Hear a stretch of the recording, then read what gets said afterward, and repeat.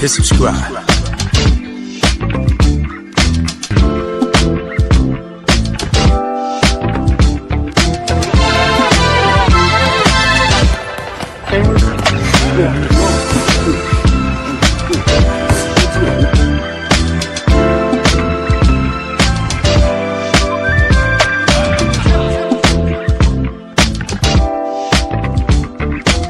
Subscribe to my guy, Uncle D.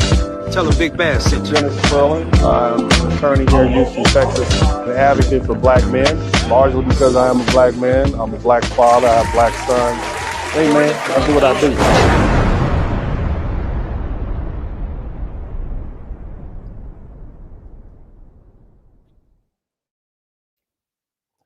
What's up? What's up? What's up? Welcome, everybody. Welcome to the broadcast. Make sure you hit the number 1 button as you come in.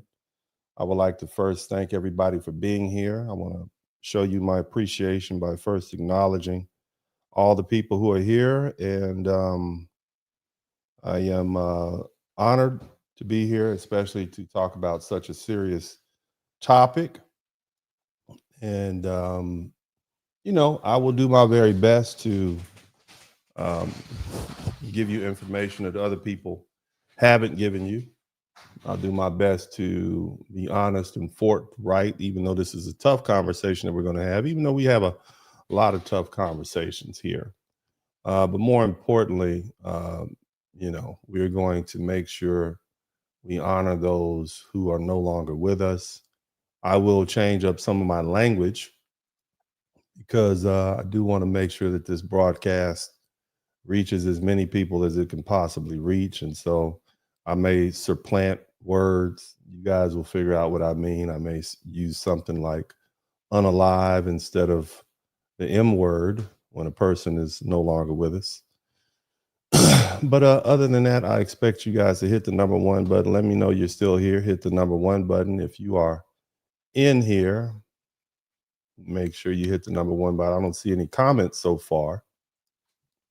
I see that the crowd is building. I want you guys to make sure make sure all the comments section is the comment section working. How's the sound? And you guys hear me? Is the sound okay? Let me know if you can hear me. Is the sound okay? Somebody said, JM, hey Uncle D, what's up? Rosebud, how are you? Looking for my Wrench Mob. Shout out to the Wrench Mob, everybody who keeps the chat room kosher. I want to acknowledge you all. FBA National, thank you so much. Welcome, welcome, welcome. Appreciate you too. Well, you know, I guess without further ado, let's go ahead and get started. I'll share this quick video with you so you guys will know why we're here if you don't already. Proceeded to shoot 10 people, 8 of them being children ranging ages 1 to 14 in Louisiana. The police are saying that this is a result of what they're calling a domestic disturbance, and the suspect, the alleged gunman, is dead after a car chase with police. And remember, these are preliminary reports. The children age from ages 1 years old, so a literal baby, to ages 14. And this means that this guy, this person, went to these 4 locations specifically seeking out these children to hurt them. And for the next couple of days, we're going to be talking about motives, what his motive was. Was he going through a divorce? Was he going through this? There's no motive for murdering people because you're angry. My auntie used to say with these mass shooters, and that don't mean it's the right thing. She used to say, don't hurt people, just hurt your damn self. But to take the lives of 8 children and to shoot 10 people total across all of these different locations, there's no motive. There's no excuse. And as you can see, people are highly unforgiving of this particular sort of heinous crime, especially involving children. And I don't expect anybody to offer any forgiveness. But I do want to be able to put it in context. So people can hopefully learn from this tragedy so that we don't continue to go down this path.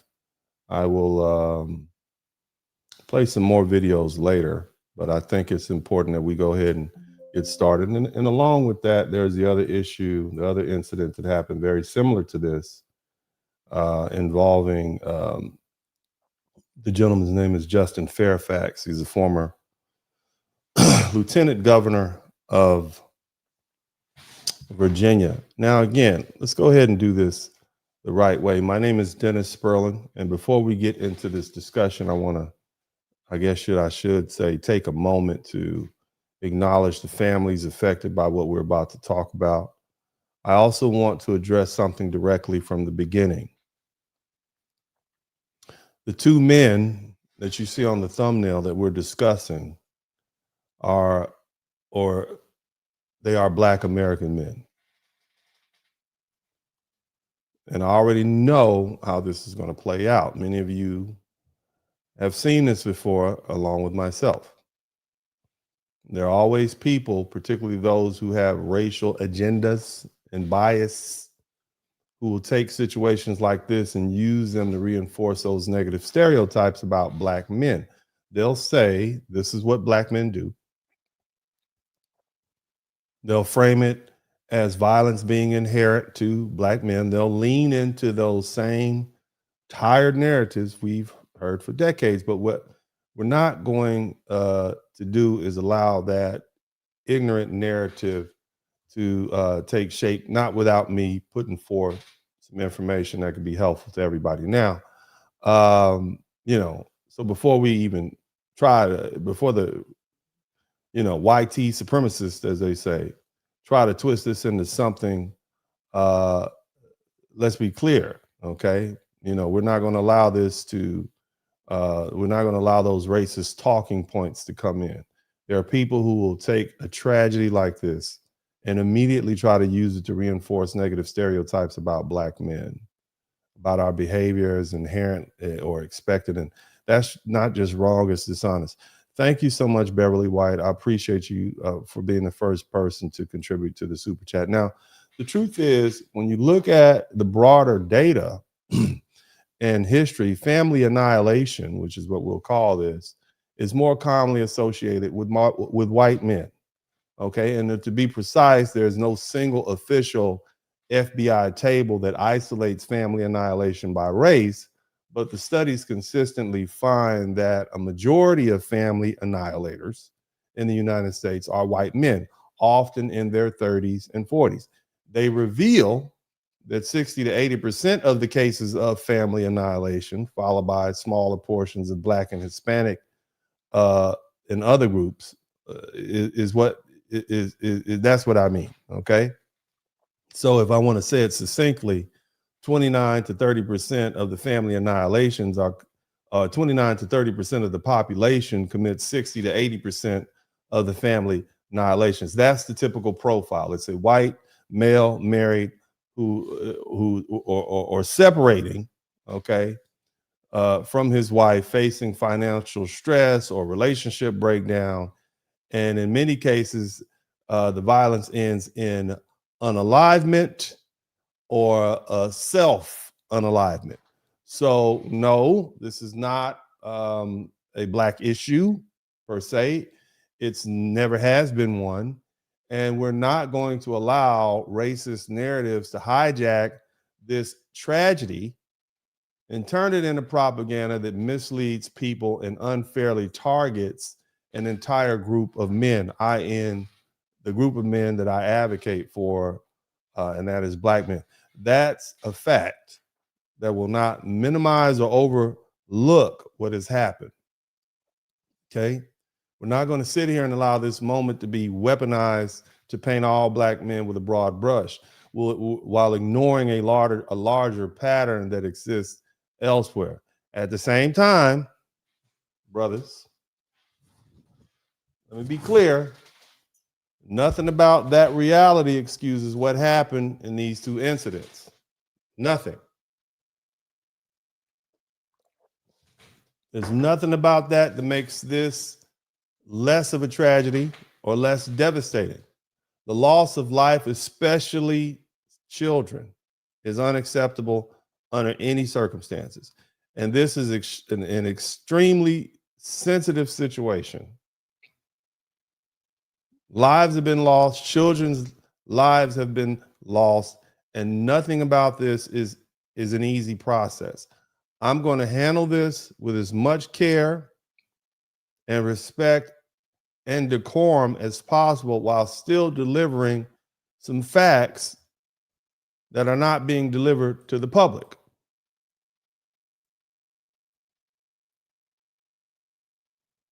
You can read into that what you will. Now, my goal here isn't to sensationalize anything. It's not to exploit this tragedy.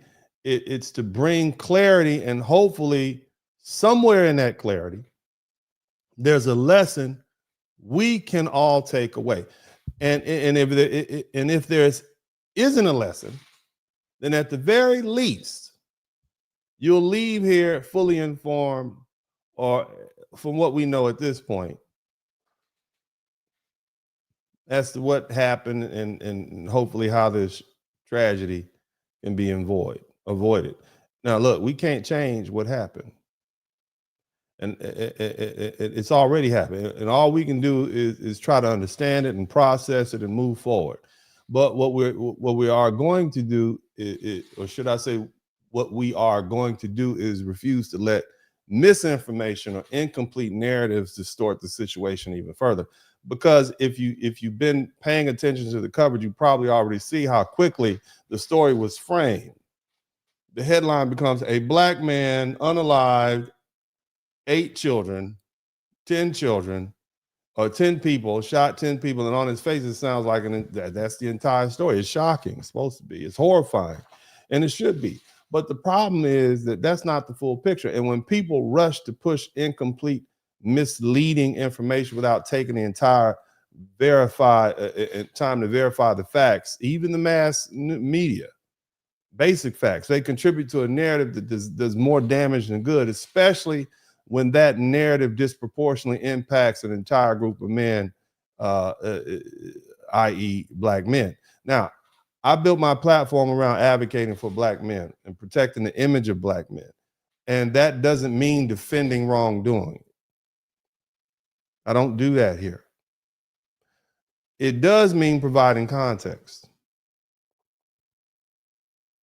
It means making sure the truth is told in full. The truth, the whole truth, nothing but the truth, not fragments. It means pushing back when narratives are shaped in a way that misleads people. So on this occasion, that's exactly what we're going to do. We're going to walk through the facts carefully, responsibly, and completely,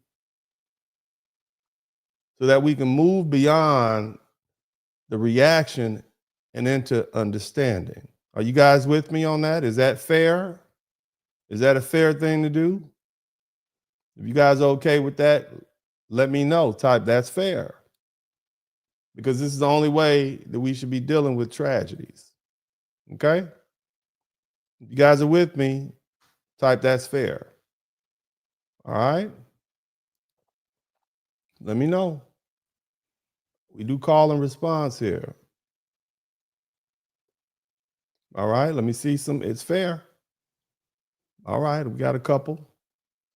We got a couple of yes sirs. Now let's talk about, now you guys have seen the title of this broadcast. I entitled this, "Some Men Aren't Built to Play the Game." I did that for a reason. And there are no games being played here, but there is a game afoot. Now I want to talk about what I mean by that. When I say some men aren't built to play this game. Because that's exactly what this is. It's a game, so to speak, whether people want to admit it or not. Divorce is a game, custody is a game, child support is a game, marriage is a game, relationships are a game, life is a game. And as long, and as far as it's long, it's expensive, it's exhausting game, and it will test you mentally, financially, and emotionally. A lot of men go through it and a lot of men survive it, but surviving it requires something most men these days don't have. It requires discipline, it requires patience, it requires the ability to take losses over and over and over again without crashing out. See, I know firsthand. I've been I've been in an ongoing custody battle for 11 years for my youngest son. I have 3 boys. I was married once before my current marriage, so I've been married a total of twice. I have 3 sons. 2 sons, my oldest sons, 2 oldest sons from a first marriage, 1 from a non-marriage. And from that non-marriage, I've been embroiled in the custody battle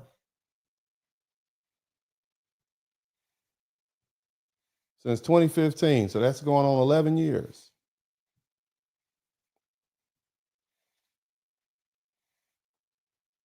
$11 years over multiple jurisdictions. And when I say multiple jurisdictions, I mean multiple countries. Hundreds of thousands of dollars of my money spent. On top of that, time that I will never get back. There's been years where I didn't have any access to my son. No phone calls, no visits, no nothing. Even though there was a custody agreement in place.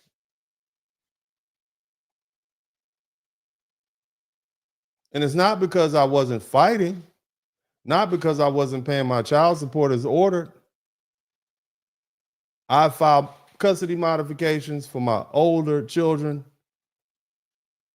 But altogether, collectively, I've spent over $200,000 easy in child support, not just child support, more than that in child support, but over $200,000 in attorney's fees. Easy. Some people could buy a house with that. Just trying to be a father to my sons in a system that makes you earn your position over and over again. So I understand the pressure. I understand what it feels like to lose, to lose standing, to lose money, to feel like you're being buried and still have to wake up and keep fighting again. But here's the truth. Lots of people don't want to say out loud. They don't want to say this. A lot of men are not built for that. A lot of men are not built to be husbands. They're not even built to be fathers. They're not built to step into a household with other people's children and carry that responsibility. They're not built to lose everything: money, family, control, reputation, status, and then have to rebuild from nothing while the system keeps pressing on them. They are not built to sit in courtrooms and deal with attorneys and follow orders that they don't agree with and keep their emotions in check while their life is being reshaped in real time. That takes a certain kind of man. And when a man doesn't have that in him, he doesn't have that discipline, the restraint, the long-term mindset. What you get in colloquial terms is a crash out. When everything collapses at once and he sees no way forward, no control, no exit, some men don't rebuild, they self-destruct and they destroy everything around them. Okay?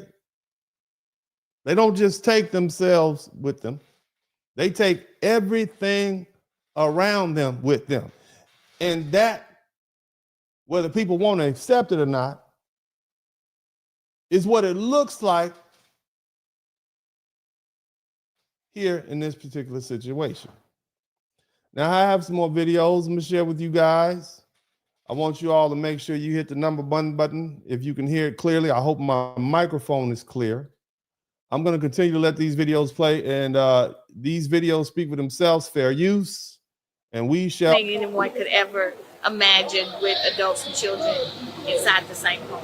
A man fatally shot 8 children across several homes. 7 of them were his own, according to police in Shreveport, Louisiana. A coroner's office told CNN the children killed were ranging in age from 3 to 11, including 7 siblings and a cousin. So there was a nice child here that actually was able to escape this heinous act. He jumped off of the roof while fleeing from the suspect in this case, and he did have some injuries, but he is expected to recover.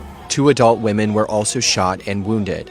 Authorities identified the gunman as Shamar Elkins, who was fatally shot by officers during a police chase. Elkins served in the State National Guard for 7 years until 2020, according to the U.S. Army. Okay, now I'm doing my best not to interrupt the videos because you all have told me you all want to hear the videos. But I can tell you now from my own independent research that some of these facts are inaccurate. Okay, I'm not interceding because you all have told me in the past that you want me to let the videos play. But unfortunately, some of you all will look at 1 or 2 minutes of this and think you have the story, and that's not the whole point of me doing this broadcast. But I'm going to let the videos continue because, you know, I know how you all have complained in the past about me interrupting. But I think when I finish, you know, you all will say, darn, I didn't know that. That, you know, it's still a tragedy, but that changes the angle by which I see this. Okay. Army. He was not deployed. In 2026 in the U.S., there have been at least 114 mass shootings where at least 4 people are shot, not including the shooter. That's according to the Gun Violence Archive. This was the deadliest mass shooting in the U.S. in more than 2 years. All right, now I'm going to let the next video play, but the first thing you hear them continue to say is these were his children. They keep saying all 8 of these children were this man's children. This man was 31 years old. They keep saying these were his children. Somebody type his children in the chat room. Okay? Now, when you say his children, that we assume that they were all his biological children. And when I finish, I think you all may say, well, that would probably be physically impossible.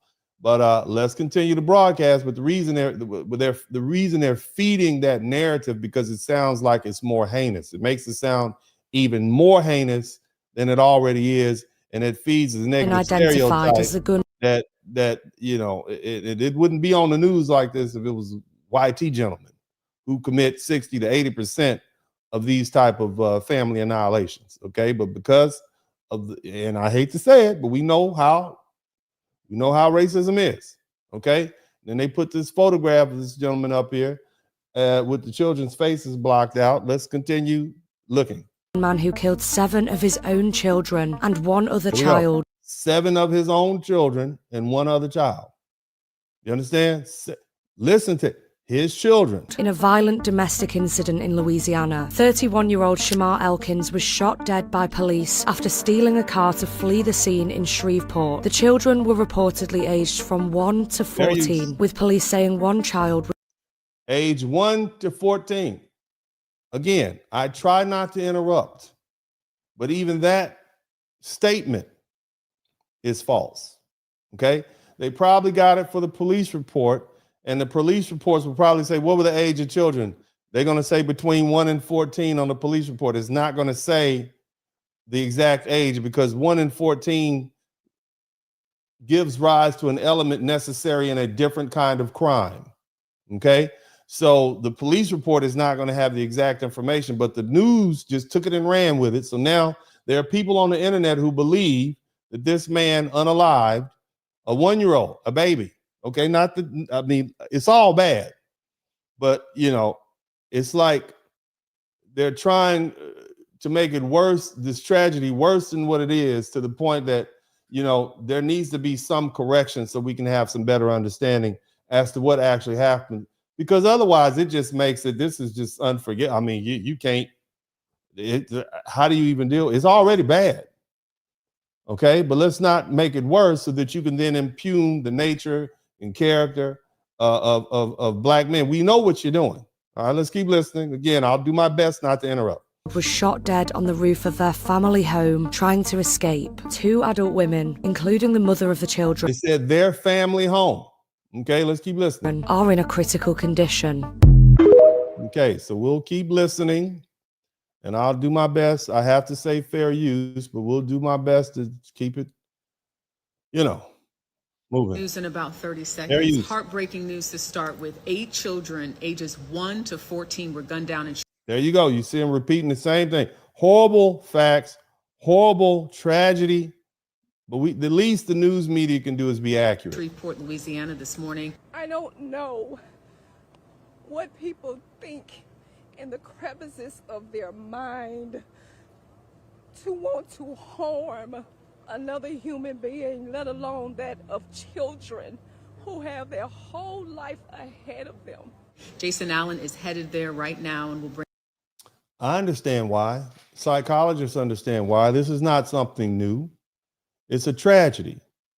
And there's nothing that can make this situation better. It is a tragedy. But as a person who is part of the government, as a person who is part of the legal system, and I'm talking about the lady who was speaking, you understand exactly why. You can put the facts together and figure it out. We all understand what's going on. And by the time I get finished with this, you all will understand that they understand, and they should know better, because unfortunately, they are people who are the purveyors of this particular system. And I'm talking about the legal system, the justice system. Okay. And again, this is going to be harsh. And I'm going to tell y'all now, there's a reason they call me the Blizzard King. It's a reason why I'm probably one of the most unliked people on YouTube. Because I'm not going to hold back. I'm not going to sit up here and say thoughts and prayers. I'm not going to sit up here and just start labeling people evil and good. I'm not going to do that. I'm going to give you these facts, and you can digest them as you will. But they're going to be accurate, whether you like it or not.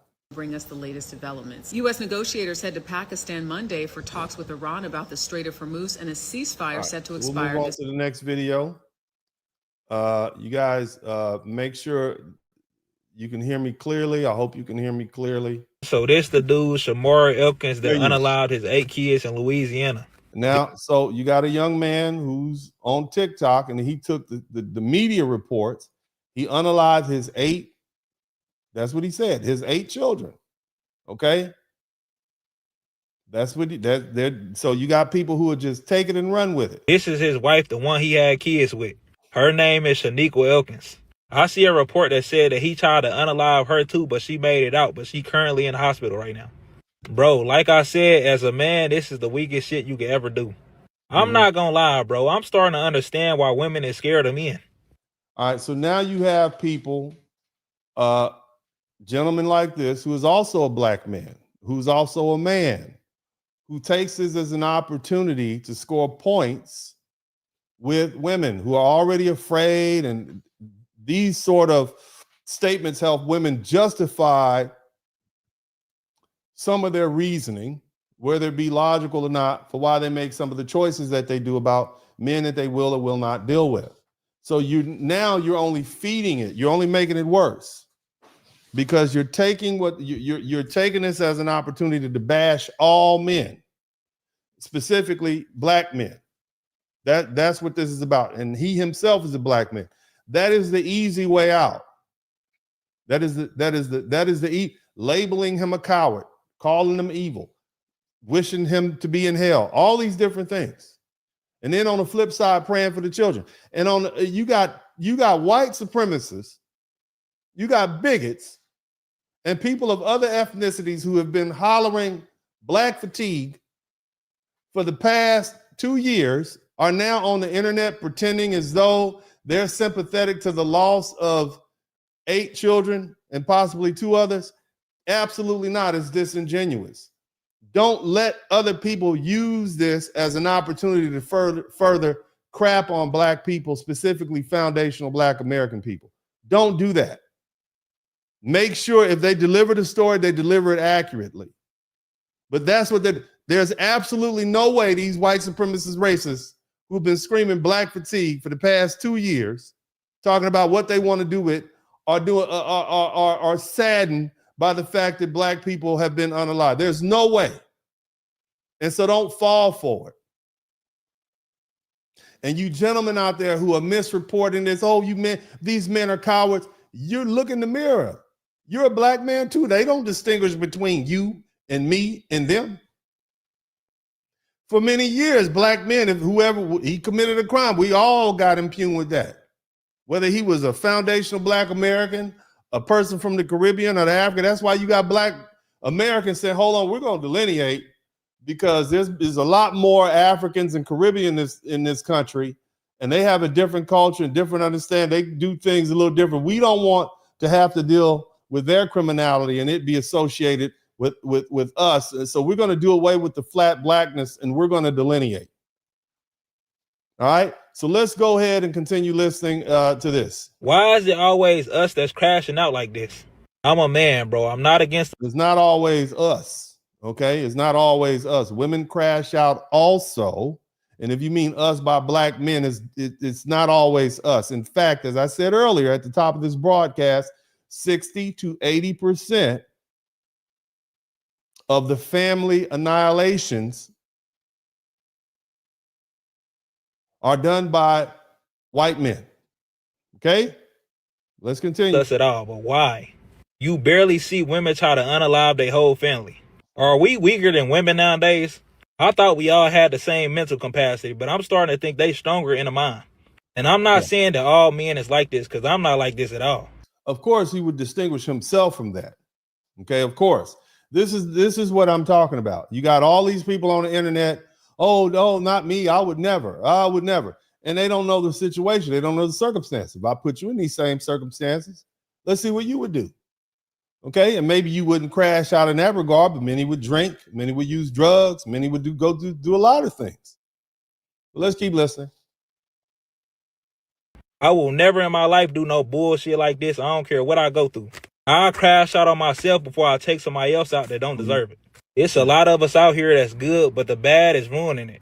We got to start getting stronger out here mentally and stop having kids when you know your mind ain't ready for that. Them kids. And that is a good point. We need to stop doing things that we're not prepared to do.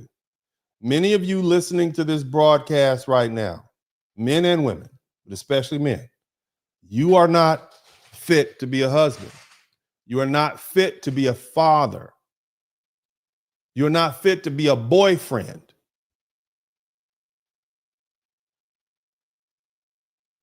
Now, I know that may be difficult. I know you have the equipment and you have the legal capacity to sign the contract of marriage, but you are not fit. And that is something that you need to accept. More importantly, ladies, it's something you need to accept. A lot of men are not equipped to be boyfriends, husbands. Hell, they're not even equipped to be your sexual partner, much less a father. Now, we'll deal with that a little bit later. Let's continue. This ain't deserve that at all. They ain't asked to be here. A child supposed to have the best life ever. They ain't supposed to fear their own dad. Sadly, the mom of the kids will probably never be the same ever.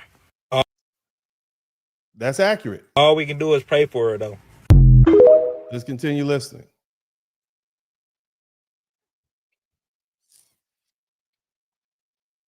Escape. Now to some heartbreaking news. Our nation saw its deadliest mass shooting in years when a Louisiana man shot and killed 8 children this morning. Tonight we're learning more about that gunman, Shamar Elkins, who was the father of 7 of those 8 slain children. Tonight, the community... Now again, you got another person stating he's the father of those 7 kids. Okay, I guess we'll keep listening. Of Shreveport has been left shattered. The children, 3 boys and 5 girls, ranging in age from 3 to 11. Police say the crime scene spans 2 houses. It ended when officers opened fire on the gunman during a police chase. Eyewitness News reporter Tim Pulliam is live now with new details tonight. Tim? Liz, Jory, we now know the names of the 8 kids shot and killed, and we're also learning that the shooter had ties to the military and was known to police. Now look, just because a person was in the military does not mean they have PTSD. So let's not try to relate this to mental illness. There are a lot of men who've served in the military who don't go crash out on their family. So let's not equate this to military service. In fact, this gentleman was in the Louisiana Army Reserve. My understanding, he was never actually deployed. So it's not like he saw combat, and there's no truth. I don't know of any information that he even left the States. So let's not allot this to the middle. We always try to place blame where it shouldn't be placed. Oh, PTSD. Oh, mental illness. Maybe there's somewhere else that we need to look. And I think you guys, based on what I'm saying so far, it's a lot closer to home, probably near the courthouse or in the courthouse. Let's keep listening. This is a Facebook image of the Louisiana man law enforcement believe is a cold-blooded killer. Shreveport police identifying him as Shamar Elkins, the alleged gunman who shot and killed 8 kids. At least 7 of them were his own flesh and blood. The coroner released their names, a total of 7 siblings and a cousin ranging in age from 3 to 11. Jayla, Shayla, Kayla, Layla, Markaden, Soraya, Kedarian, and Braylon. Neighbors mourn their deaths at the crime scene. This is not a freaking joke. This is real, and this is the result when someone snaps. Police are still trying to determine. Now, you heard what she said. This is when someone snaps. So they probably already know what the motivation was in this particular instance. What motivated the shooting? The attack began before sunrise when police say the suspect shot a woman at one home and then drove to another house. Did you hear that? This incident started before sunrise. Now, I want you all to understand. I want you to, because this is going to go into my bigger point, okay? The incident started before sunrise, and if you look at the actual camera footage, it happened at about 5:57 a.m. What does that tell me? More likely than not, this gentleman and his estranged wife were in the same home. And I'll give you the address specifically, but it's on Harrison Street. And you know, I'll go into some more details later. If you're divorcing somebody, you need to separate. Let me tell you something. If it's over, it's over. Stop playing with people, both men and women. If you're going to break up, break up. Go about your business. Stop being around each other. If it's not going to work, it's not going to work. Be an adult. You never really know a person until you see them in divorce court. At that particular point, that's who they really are. All of that stuff that happened before, that was a mask. You want to get away from them people, ladies especially. Men too. You're around a woman and she's trying to gain an advantage. Next thing you know, the police are showing up at your house and she's saying you did something to her and now you're getting in handcuffs. Get away from each other. Stop acting like you can't have your cake and eat it too. This goes for men and women. What are y'all doing together at 5:57 in the morning? Messing around. I'm just saying. And you all are getting a divorce. If you're going to stay together, stay together. If you're going to get divorced, then get divorced. But if you are going to stay together, figure out a way to get along with each other. I mean, look, I'm just getting warmed up. Many of you all are not going to like what I have to say, but I'm going to say it anyway.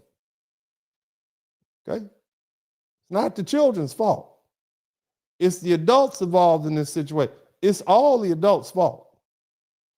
And now we as society have to try to pick up the pieces and figure out what happened and what went wrong. To unleash more violence. The gray house is the house in which 7 children were located inside that were deceased. There was an additional deceased child that looked like he had tried to escape the residence out the back on the roof. Officers say a second woman was shot and is believed to be the mother of the suspect's children. Both women are now in the hospital in critical condition. Officers fired at the suspect during a chase after he carjacked the vehicle at gunpoint. ABC News reporting the 31-year-old joined the Louisiana National Guard in 2013 and served 7 years without being deployed. The shooting took place in House Speaker Mike Johnson's district. He offered thoughts and prayers to the family.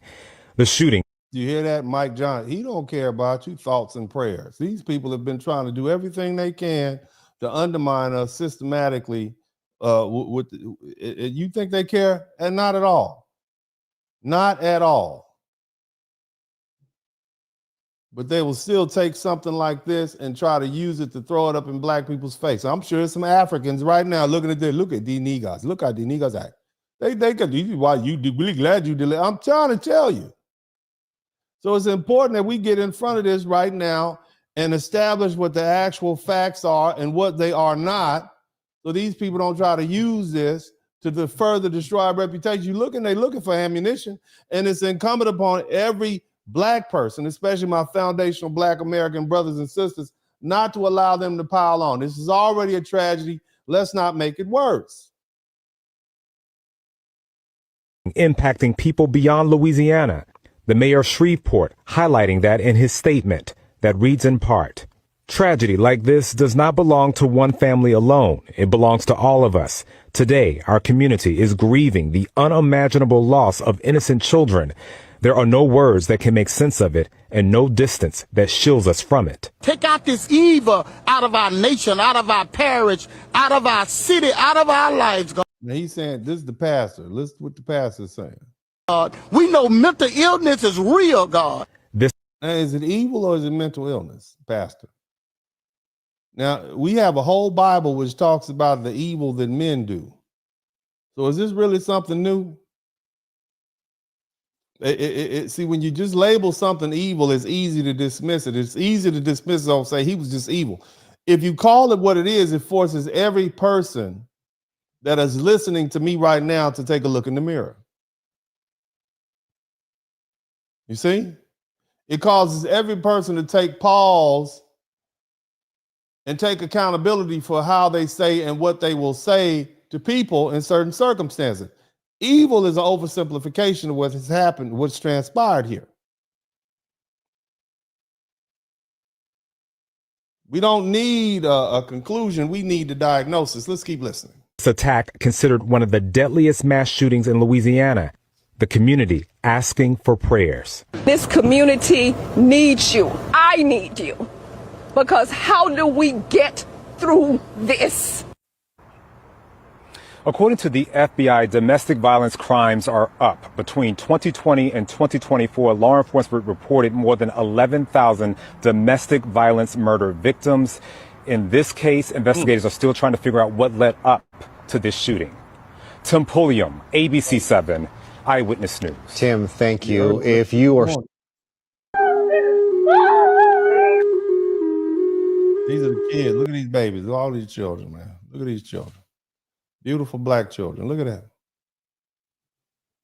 Beautiful. Look at them babies.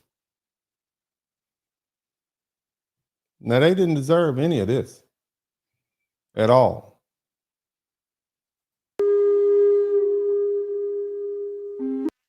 You know? Unfortunate start to a Sunday morning for pretty much the whole community here. I'm Peyton Manuel with KSLA News 12. Right now I'm standing on West 79th Street on the intersection of Linwood Avenue. Shreveport police just confirmed from a domestic dispute overnight crossing into the early Sunday morning that a suspect who is now deceased was shooting. Unfortunately, there are multiple victims in this case, hitting the number of 10. 2 of those victims, last that we heard, are adults, 2 adults who are currently in the hospital right now. The other victims, that would leave 8 victims. 2 adults in the hospital. 2 adults in the hospital. You guys remember that? 2 adults in the hospital. Are unfortunately all deceased. Shreveport police also confirmed that those victims are all juveniles. Keep in mind, they don't know all the facts. In the hospital fighting for your life, and then you wake up just to find out that your entire world is gone. 8 children were found unalive this morning in Shreveport, Louisiana. 8. She's not from Shreveport. It's called Shreveport. And some people from Shreveport will call it Sweetport. Okay? But the name of it is Shreveport. Ages ranging from 1 years old to 14 years. The ages are not from 1 to 14. The ages are specifically from 3 to 13. Let's keep listening. So it started out as a domestic dispute, which quickly escalated into a massacre. 10 people were pew-pew altogether, right? 2 were injured, which is the mother of the children, the wife of the suspect, and her sister. And the unalived were her 8 children, okay? So imagine you fighting for your life in a hospital, and then you wake up to find out your entire world is gone, because I'm quite sure that is how she's going to feel when she found out that every last one of her children are no longer here on this earth. It's a true tragedy. It's a true tragedy. And there's really absolutely nothing that I can say to lessen the blow. And the only thing I can do is accurately report what I know. And that's the whole point of what I'm doing here. Now, clearly, Shamar Elkins, who's the gentleman you see on the thumbnail, clearly he snapped, okay? And he unalived 8 children, and he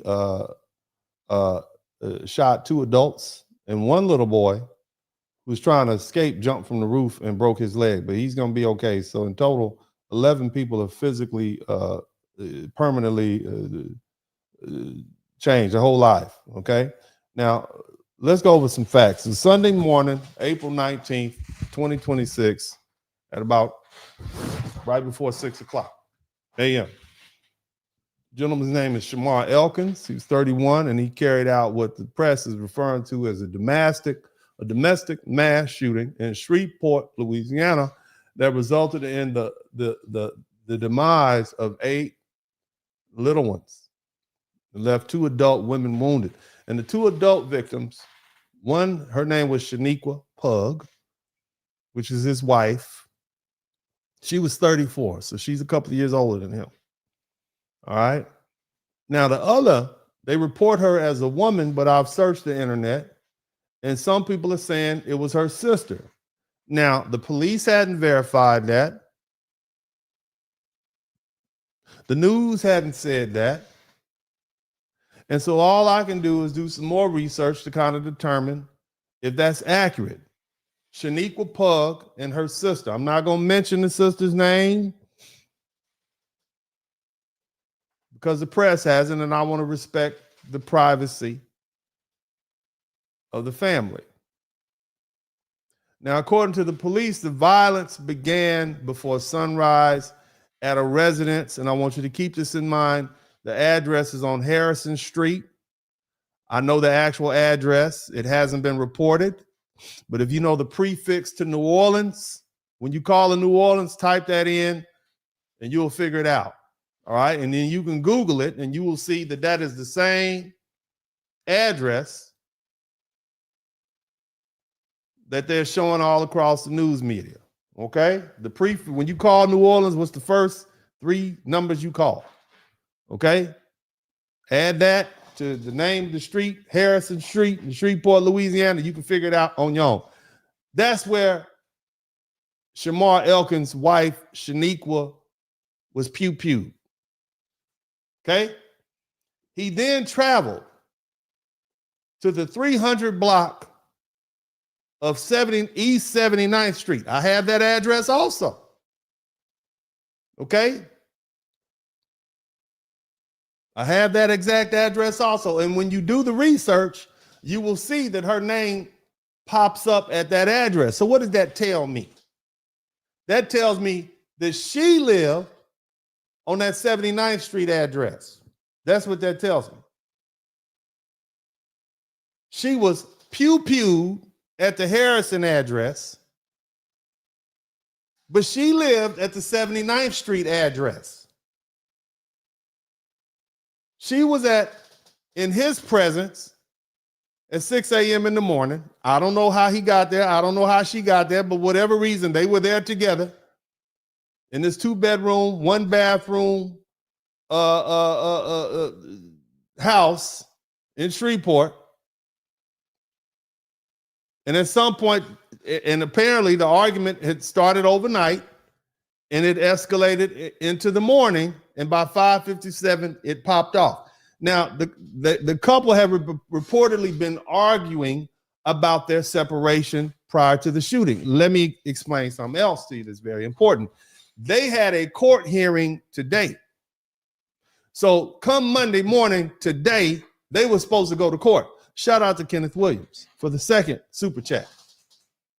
They had an argument probably starting Saturday night, early Sunday morning. By 5:57 a.m.,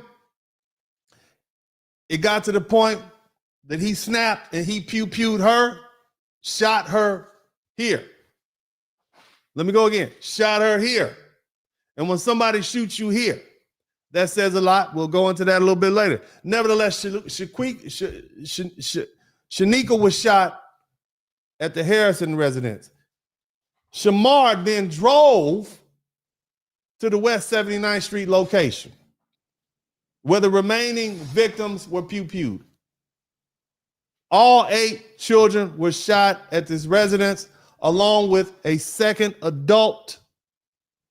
Now, again, there are a lot of people saying, oh, that was his other baby mama. We don't even know that he has another. Why would his other baby mama be at his wife's house? I'm not saying it can't happen.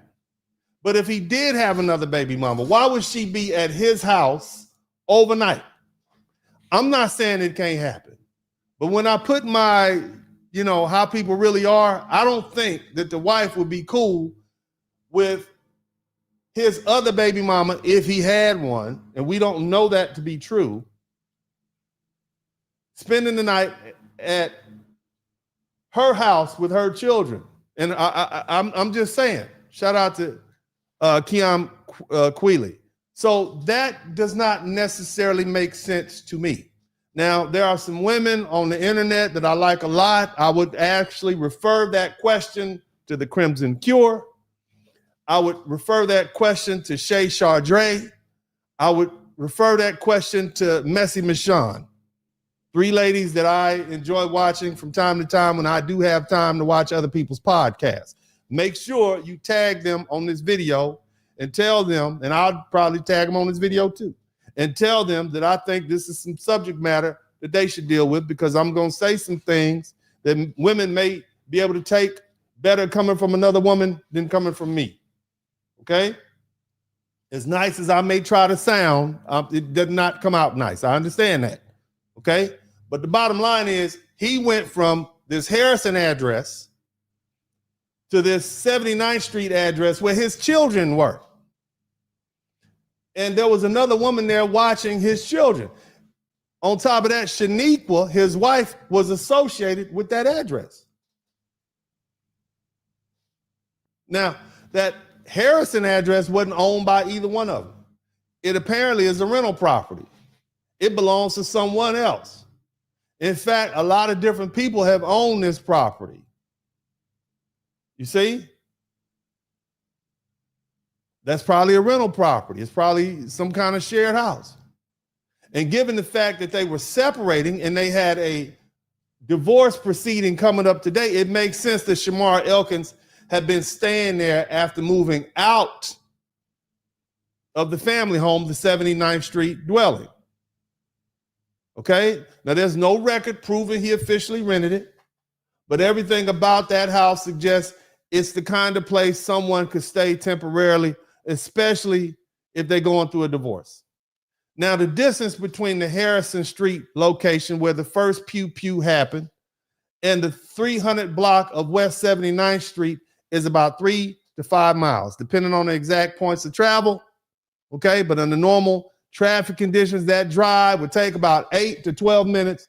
And during an early Sunday morning in Shreveport, Louisiana, with minimal traffic, it could be as short as 6 to 10 minutes. So this man is driving down the street.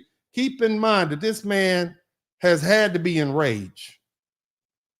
He has pew-pewed his wife in the face. They're not saying they're saying in the head. It was in the face.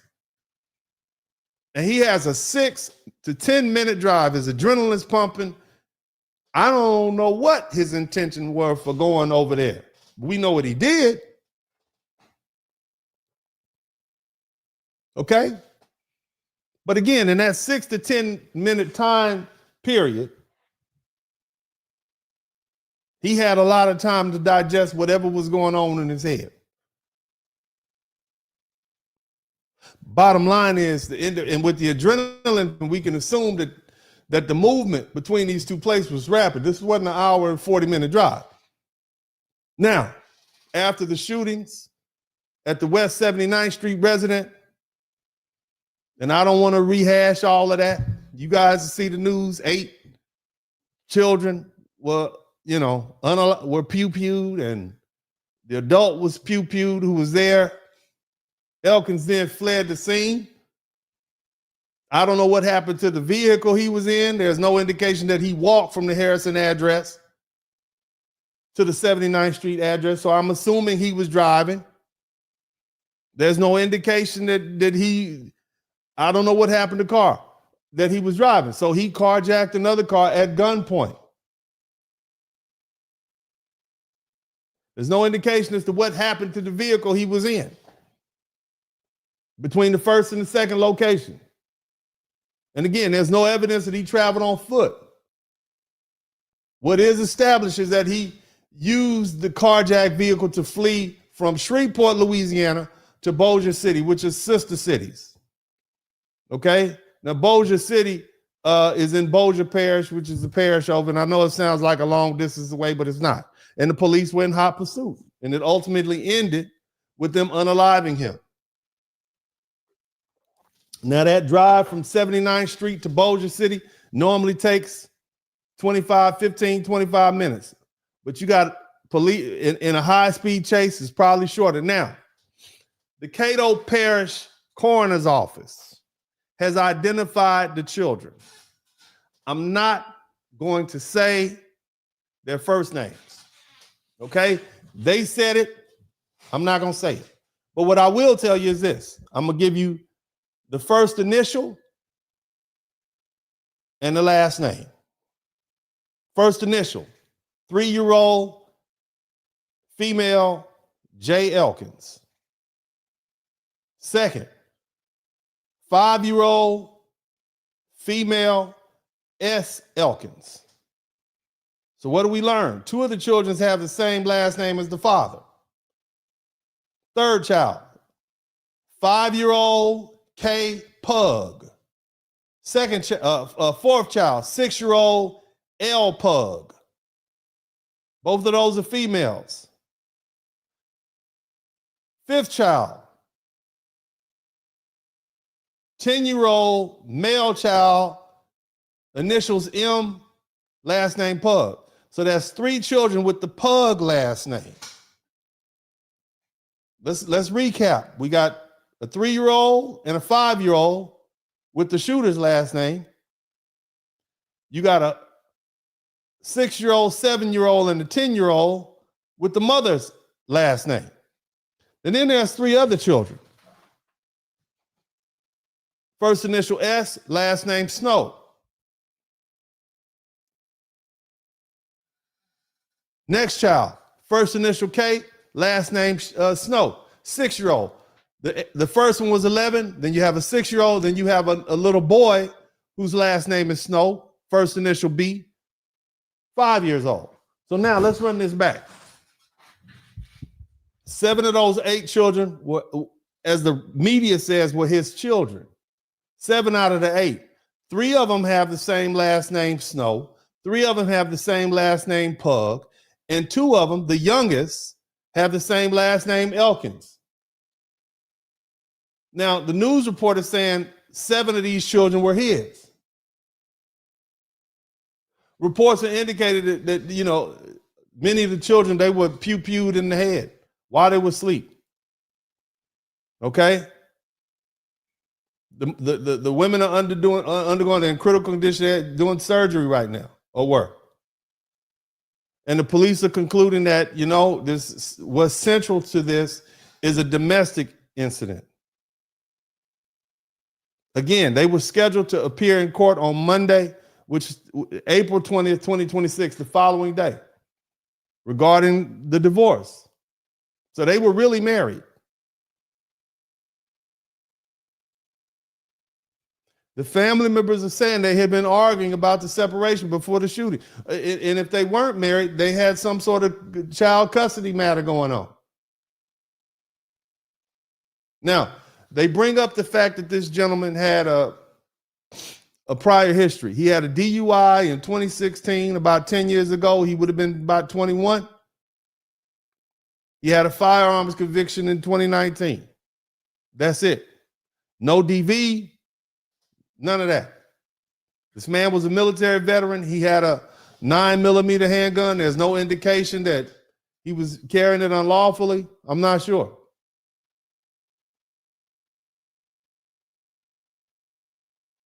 The police in Shreveport said we weren't aware of any prior domestic DV incidents involving him. Now, here's the thing that I find important that we need to discuss. This gentleman said in a social media post, and I'll put it up. This is his social media post.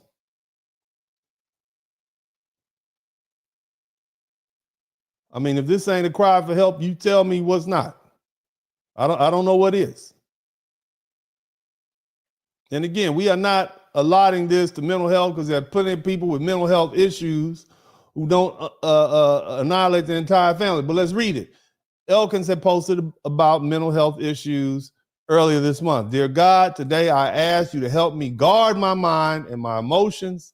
He said in one post on April 9th, when depression tries to settle in, when anger rises, when anxiety or panic comes, give me the awareness to recognize what is not from you and the strength to reject it immediately in the name of Jesus.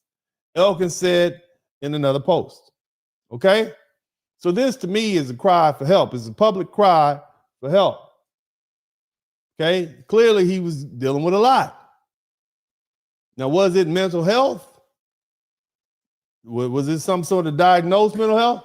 There's no indication of that. But there was another post where he talked about dark thoughts.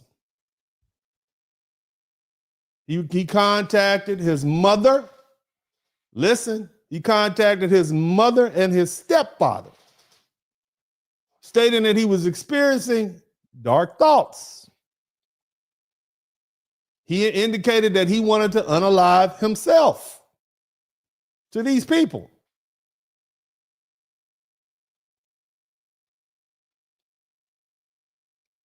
You saw the post earlier that talked about depression and anger and anxiety and emotional struggle. These are definitely warning signs. Prior to this incident, everybody knew about it. His mama knew about it. Stepdaddy knew about it. I'm sure his wife knew about it. Now, the authorities have not indicated a final motive, but what I'm telling you is that's enough for me. I'm telling my daughter to stay as far away from that gentleman as can. You understand?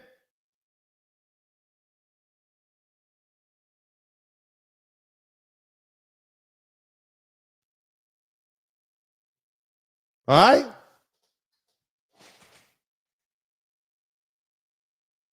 This wasn't some random person with no structure. He had military experience. He had worked, he had a family. And so by the time this happened, that structure was gone. He had left the National Guard years early, and now he was dealing with a collapsing relationship, a pending court date, and clear signs of emotional distress. This wasn't something building slowly with no deadline. This was happening right then. He had a court date the very next day, today, which means whatever was going on in that relationship was about to come or become official and permanent. Separation isn't just a breakup. It means losing your household, losing your relationship, possibly losing access to your children. Now, put that next to what his family was saying about his mental health. He was talking about dark thoughts, talking about wanting to take his own life and dealing with emotional distress. At the same time, his marriage was falling apart. That's not just stress, that's everything hitting at once. And when you look at what actually happened, this wasn't random. He didn't go out into the public. He targeted his own family across 2 locations within minutes. And that tells you this was personal. Everything in his life, his relationship, his future, and his sense of control was collapsing at the same time. There may not be a single official motive, but when you line up the separation, the argument, the court date, and his mental state, that direction becomes clear. This was a domestic situation that escalated at the worst possible moment. Shout out to James Turner. Now, before we get to motivation, you have to be clear about who these children were, because we don't understand the motivation until we understand the nature of the relationship that this man had with these children. I'm going to hurt your feelings in a minute.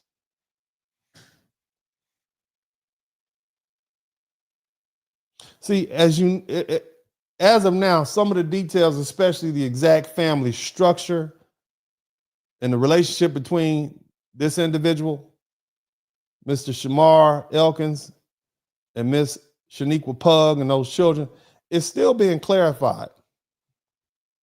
Now, they keep saying that this is this man's children. They keep saying all 7 of them.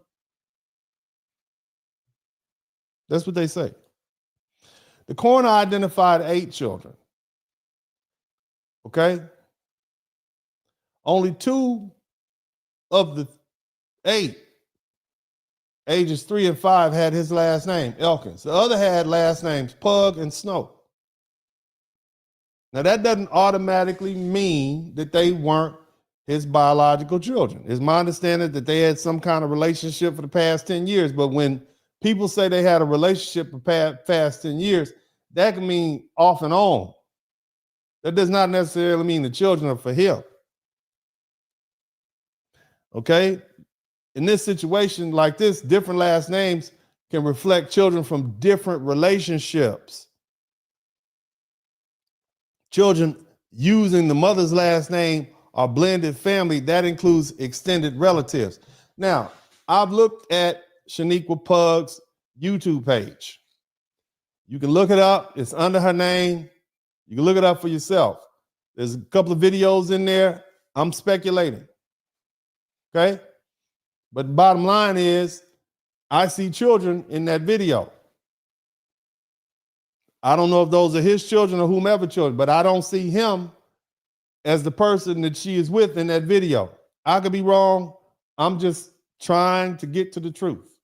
But I'm not going to allow the mass media to deliver these falsehoods. Now, what the names show. Okay? They showed that this was not some simple nuclear family. This was a mixed family with multiple relationships. More likely than not all those children were his, but the news media keeps saying these are his children. You got a 3-year-old, 2 5-year-olds. Okay, let's run this back. Okay, you got a 3-year-old, a 5-year-old with the Elkins last name, another 5-year-old with the Snow last name, a 6-year-old with the Pug last name, another 6-year-old with the Snow last name, a 7-year-old with the Pug last name, a 10-year-old with the Pug last name, okay, and an 11-year-old with the Snow last name.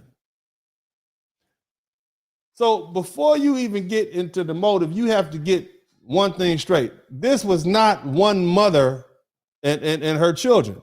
Look at the ages: 3, 5, 5, 6, 6, 7, 10, and 11. That alone tells you something is off. That alone tells you that the media is misleading you.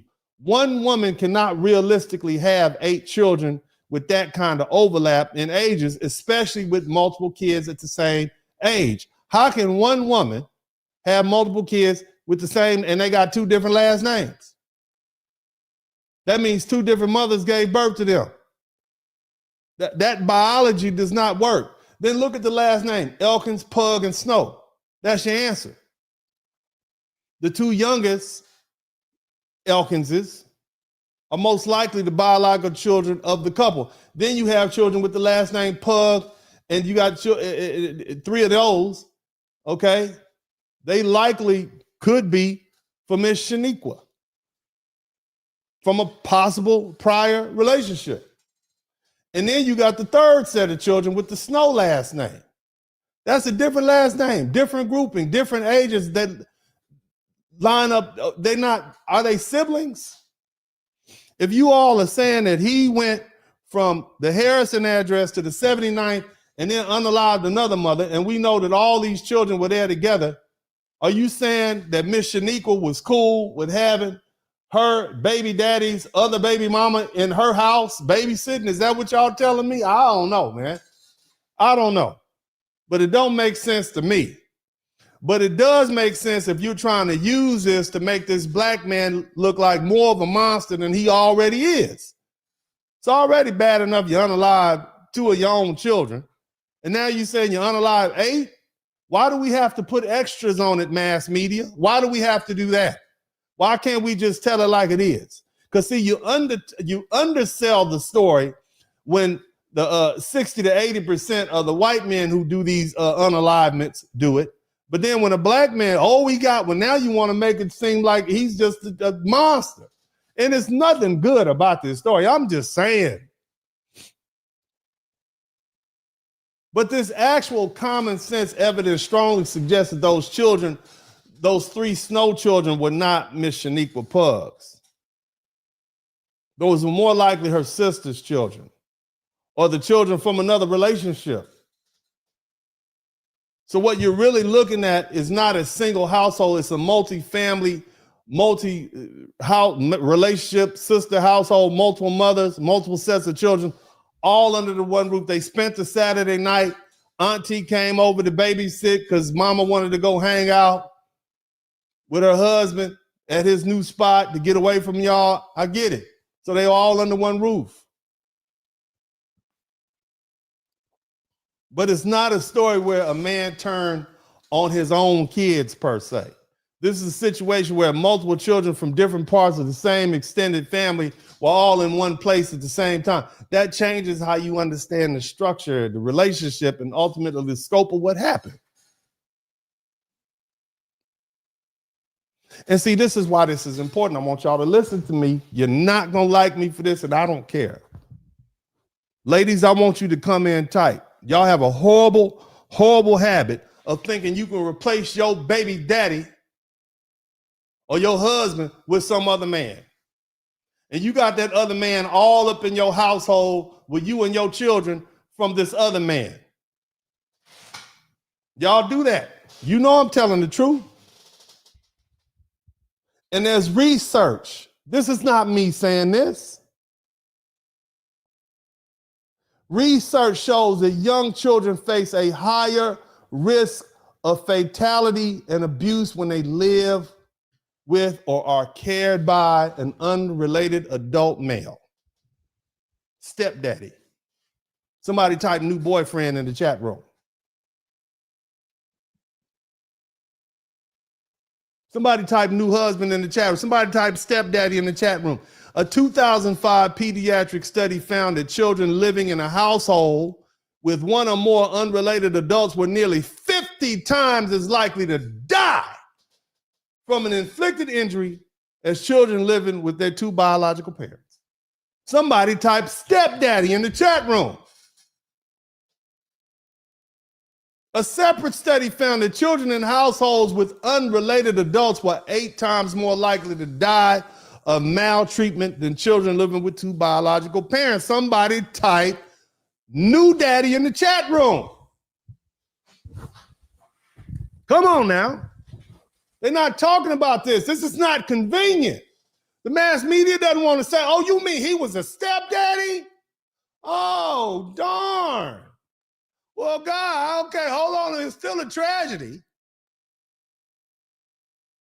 It's easy to say, oh, these are all his children. Yeah, I mean, technically they were in his household, but he wasn't a biological. They knew that, apparently. How can one woman have 2 5-year-olds and 2 7-year-olds and 2 6-year-olds with different last names? What are y'all saying? I mean, unless you can show me that the woman that was staying in the wife's house at the time watching the children was the other baby mama for this man, and they were all cool with that. I mean, I'm saying, you need somebody like Messy Michonne to do this. I can't do this. You need the Crimson Cure. You need Messy Michonne. Where are y'all at? I need you to tag Messy Michonne and the Crimson Cure. And I need you to also tag Shay Sharda. I don't want to deal with this. This is not in my wheelhouse. I'm just saying, okay? I don't think women will be cool with your husband's other baby mama staying at your house while you are with your husband in his new crib that he's staying at now that y'all separated. I don't know. I don't want to get involved in that. This is a tragedy. I'm just saying. Okay? That being the case, let me get back to what I am good at. Okay? There's another study on fatal assaults. It found that rates by stepfathers were over 100 times those of the genetic father. In other words, you are not safe. Stepdaddy is 100 times more likely than biological daddy, okay, to do something bad to you. That's what it said. See? That's what I want you to understand here. So was this dude, you know, Shamar, was he stepdaddy? Was he new boyfriend? Was he new husband? If the wife was separating from him, there was a court date the next day, and some of the children were staying at another connected household, then what we facing is not a breakup. What we facing is a breakdown of his access, his role, and his place across the more than one family unit at the same time. That's what we looking at. This explains why the violence moved from one place to another. That don't make no sense. You done pew-pewed your wife in the face, and now you go over here. He was mad.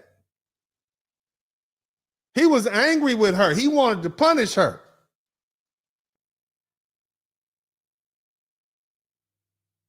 You understand? Let me tell you something else about fighting with your man. Ladies, I want you to listen to me. You don't have to like me. But there was a 2003 pediatric study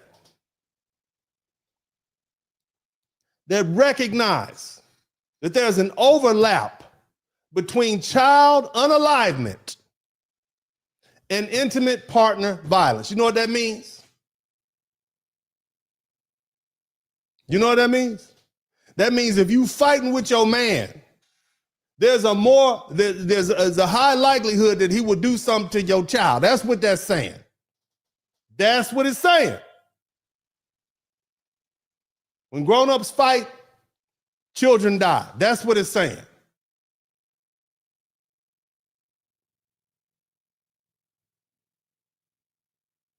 The odds of a domestic violence incident leading to a child being hurt and the person unaliving their mate and the spouse, it goes up tremendously.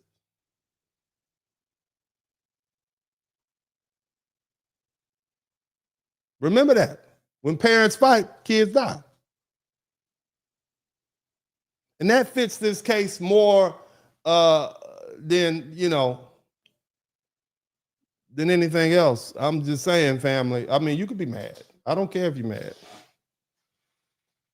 Facts are not all in. We don't know all the facts. But this is where we are. This is not necessarily just the case of a man unaliving all his children. He was stepdaddy. This was stepdaddy. I'm saying he didn't give a damn about the kids in the first place, like most stepdaddies. You can't take one man and replace him with another man and think, oh, yeah, I'll just give me another one.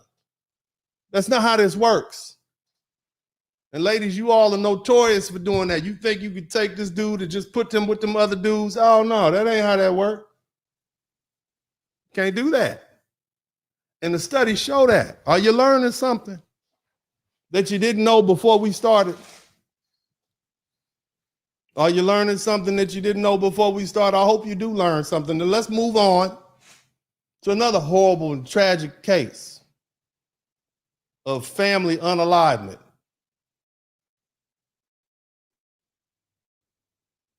And some of you all are saying, oh, well, he just low class type dude. And,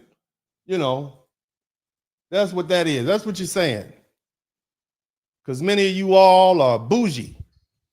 All you bougie black people that watch my page. Shout out to all you bougie, sophisticated, rich black people riding around in your BMWs and your Mercedes Benz and talking about where you're going to go for the summer. You all, that's just poor black. That's a pookie right? Shout out to he who remains. That's right. That's what you're thinking. Oh, that's just a Pookie doing what Pookies do. It ain't me, right? That's what you're thinking right now, aren't you? It could never happen to me. Come on now. Let's be honest with us.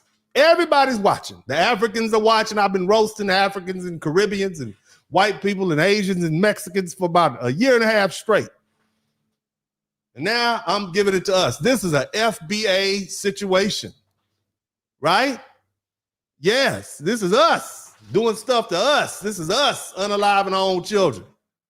Shamar Elkins was an FBA, clearly. Foundational Black American from Shreveport, Louisiana. And them children was Shreveport children. This us. Yes. What you think Uncle D didn't have smoke for you too?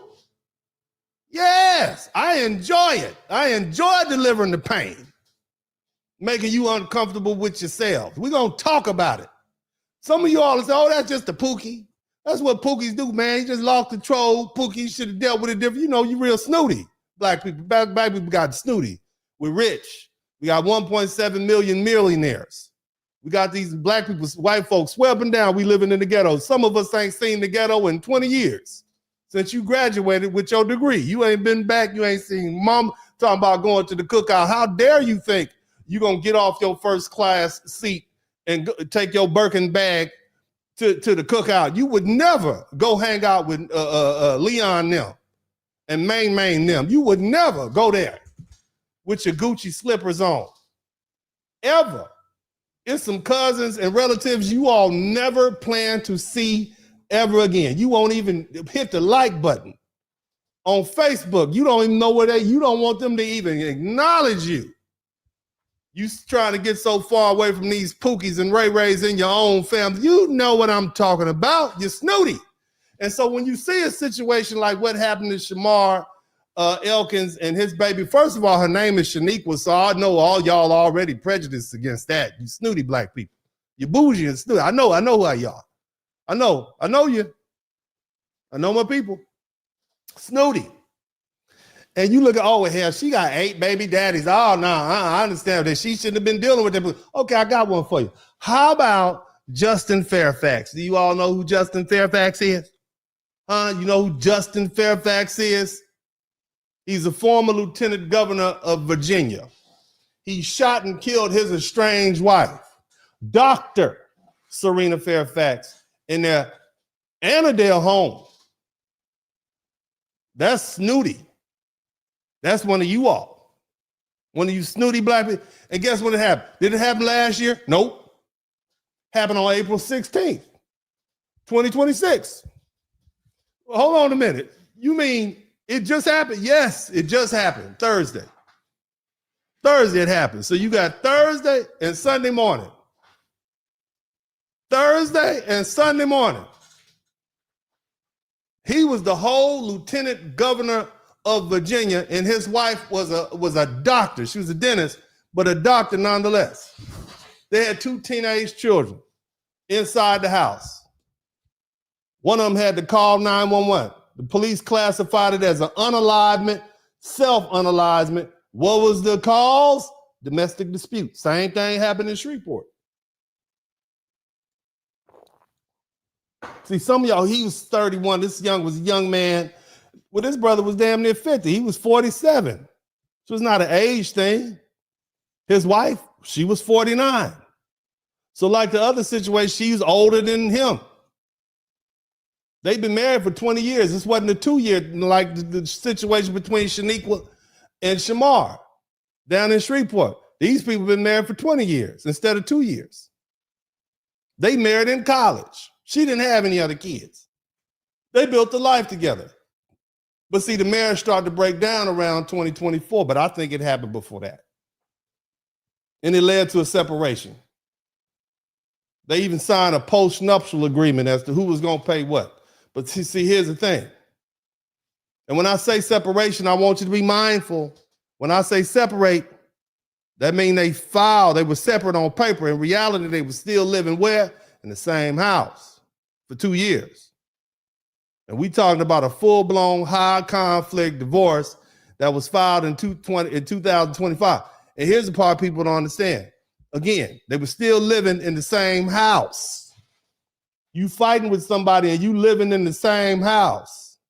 Y'all sharing the same toilet paper rolls. And you fighting with this person. Again, they were legally separated, but still living under the same roof with their children. See, this wasn't a situation where people had space and this was conflict every day in the same house. There were cameras installed inside the home during the separation. And at one point, and I'm talking about Justin Fairfax, who was a lawyer, he accused her of assault. But then when they looked at the video footage, nothing happened. There was nothing there. And I believe the cameras are still running at the time of this unfortunate incident that happened on April 16th. Now, I want you to step back a minute. Let's understand who we're dealing with, because we want to try to understand the motivation. See, some of you all are trying to separate these men and say, oh, well, you know, it could never be me. And I'm talking to all you men, it could be you. And I'm talking to you ladies, whether you married to a pookie or an educated lame, it could be you. Because when you strip away the titles, men are still men. Now, Justin Fairfax, he wasn't just anybody. He grew up in Washington, D.C. He went to DeMatha. He went to Duke. He went to Columbia Law. He became a federal prosecutor. And in 2017, this man got elected to be the lieutenant governor of Virginia. That's a statewide office. That's power. That's status. This is only the second man to ever hold that position. Everything is up. He is up at that point in life. And then 2019 hits. In 2019, 2 women accused him of SA. Now, this 2019, when this accusation come out, the incidents go back to 2000 and 2004. I want you to think about that. 20 years later, these 2 random women, he's won statewide office. He's popular. He's got money. He's on top of the world. And he get Me Too from something that happened 20 years ago. The first woman, she was approximately 26 to 28 years old at the time the alleged incident happened in 2004. She wasn't an undergraduate. She was a graduate level. She alleged that the incident happened in 2004 during the Democratic National Convention in Boston. This man was 24 to 25. She was 26 to 28. She accused that he forced her to give him some, she said that she was forced to treat him like you all treat ice cream cones. Okay? She said he forced her to do. The 25-year-old forced her to do that. She said he forced her to do it.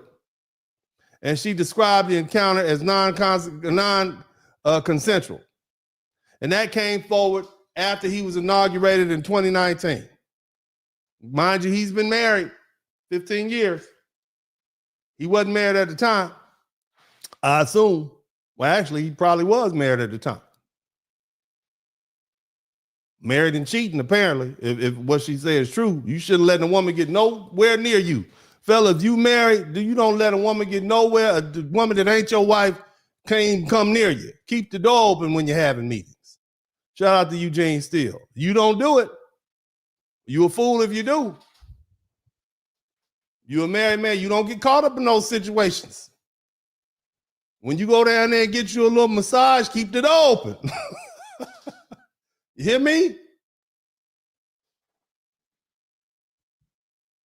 When you have a meeting with a young, aspiring intern, keep the damn door open. Have a woman there with you. Don't do it. This man was at the top of the world. Don't do it. Don't be stupid. Nevertheless, that hit him. He denied it, as we would expect.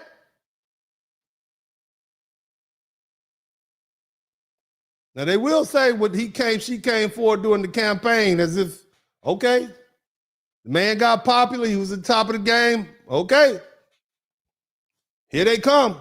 The next one. This young lady was somewhere between 20 and 21 years old. It happened in 2000.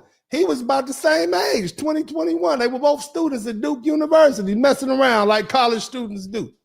She came out the woodwork and said he raped her, straight up, all out raped her. She went public in 2019, simultaneously with him being sworn in as a lieutenant governor, right at the height of the Me Too. Okay, now again, he denied the allegations. And here's the other thing, there was no criminal charges were filed, but they came and said it. So they had to accept. Remember you all, believe her. Remember that, somebody type, believe her no matter what. Isn't that how the slogan went? Believe all women. So this man, now he apparently forced some woman to lick him like a ice cream cone. And another one, he straight up grape juiced her. That's what she said 20 years ago in college. I'm saying, now mind you, again, he denied the allegations and there was no criminal charges were filed. The impact, however, it was immediate and severe. He was forced to resign from his job. He was working at this fancy law firm in Virginia, and now he had to resign. Then, now keep in mind, he's still the lieutenant governor of the state of Virginia, but he's politically isolated. His reputation in the legal community is damaged. And at the same time, all this is happening, you got to understand what's happening to his income. See, Justin Fairfax was serving as a lieutenant governor starting in January 2018. And at the same time, he was working at this major law firm, which is where the real money was coming from. You all think that these politicians are making money. They are broke. You hear me? Well, these politicians, if it wasn't for them kickbacks and they'd be broke. All of them, judges, Congress, broke. The law firm income is what supported his lifestyle, not the government job. And then in February 2019, the allegations came out and he loses his law firm position, but he stays in office as a lieutenant governor all the way up through January 2022. And so that means from 2019 to 2022, he's lieutenant governor, and now he's living off his salary, which is how much you think he's making as a lieutenant governor of Virginia, this huge, rich state. How much money you think he's making? Somebody give me a guess. How much money do you think the lieutenant governor of Virginia is making? Huh? Any guesses? You lost your job at the law firm. Somebody says 72,000. Most of y'all make more than that. He was making $36,000 to $40,000 a year. That's how much he was making, according to the internets. That's a drop. So your wife, the doctor is now having to pay. He's making $40,000, $36,000 to $40,000. You got a government job. That could not have been good for the relationship, could it? He was making that pookie money, huh, fellas? All my snooty black people. He went from being a Columbia law grad to making pookie money. And he got this wife who's a doctor. And they live in this, snooty part of Virginia. So now by the time you get the divorce, you're not dealing with a man who's still operating at a high level. You're dealing with somebody whose income collapsed years earlier. Now all the financial pressure from that is catching up, and at the same time, everything else is falling apart. He lost his job at the law firm. His political power is gone. He lost his credibility in these high legal circles, and his inability to recover his reputation affected his career, of course, his marriage, and his finances. This man, the reports are saying that he was increasingly isolated.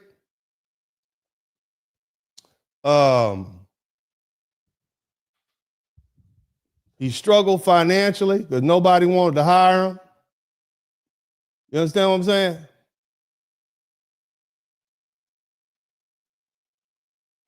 He struggled professionally. And the thing is, you have to listen to this. I want you to listen to me carefully. He became fixated with clearing his name. He became fixated with clearing his name because in his mind, the source of his issue was those women who came out and reported him for those SA events. That's what he was fixated with. You can't unring a bell. It's done. What's done is done. He definitely was. He's he was fixated. Remember that. Somebody type fixated. All my good spellers type fixated. He was fixated. And see, the fact that he was trying to clear his name tells you a lot about what mattered to him. Shout out to Afro Merchant. Justin Fairfax wasn't just dealing with a divorce. He was dealing with a reputation that had already been damaged and a future that depended on fixing it. So now, at least in his mind, so now put that next to a full-blown custody fight that's not private, that's witnesses testifying in open court, that's documents, everything coming out in open court, every allegation, every financial issue, every question about his conduct, anything somebody saw him do, his conduct as a parent gets put on the record. His conduct in general gets put on the record because that's going to determine who's the parent or not. And if you're trying to rebuild your name from something that happened back in 2019 and now here we are in 2026, you trying to rebuild your name, and that's the worst possible environment to be in is a mean, nasty divorce. It doesn't help you. It makes it harder. It may be even impossible. And once that information is out there, you don't get to pull it back. Now there's direct evidence that the case was being used as leverage, but when you look at that the situation, you can see how that pressure lines up. He lost his job at the law firm, lost his political power, lost his credibility in these high legal circles. And after 2019, the reports show he became more isolated and he struggled professionally. It was all bad.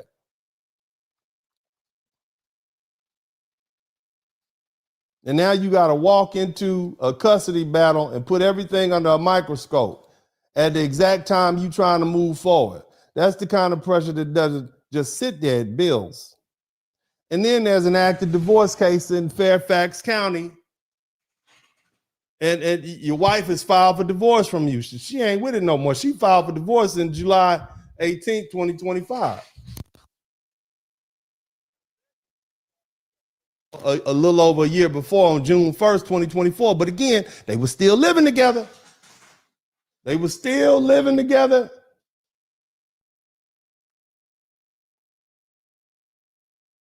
You got an active custody litigation. Do you know how contentious that is?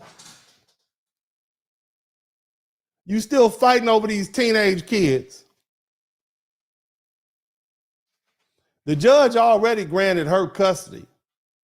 So the wife has already got custody. And now here we are, the judge has ordered him to move out. Oh Lord, now he's got to move out. You understand what I'm saying? You don't have any money coming in.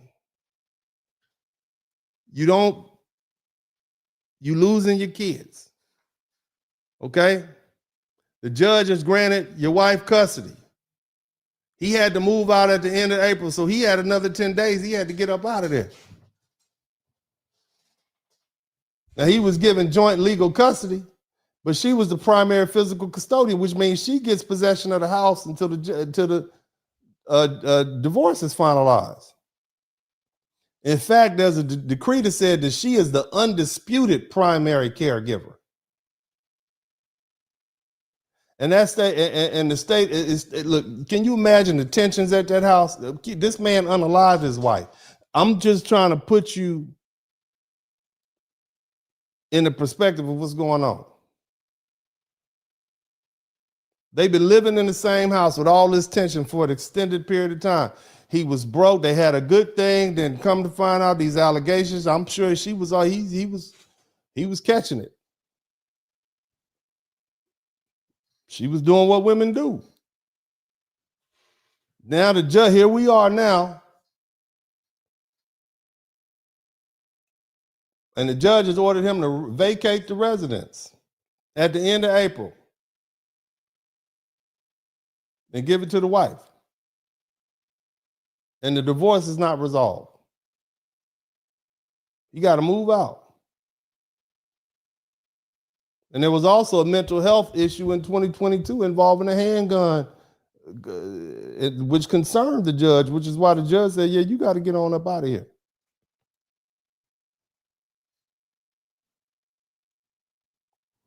Now, what he did to his wife, unaliving her and unaliving himself, it all happened in this worsening situation, which involves a divorce, a custody battle, financial stress. The court records show he was dealing with his mental state. I'm not saying mental issues. I'm saying a mental state. He was abusing alcohol, allegedly. So this is beyond a domestic dispute. And here's another thing. They had another court date scheduled in a few days. He was supposed to appear on April 21st, which is tomorrow, and show cause at that hearing. And show cause means you need to come explain yourself.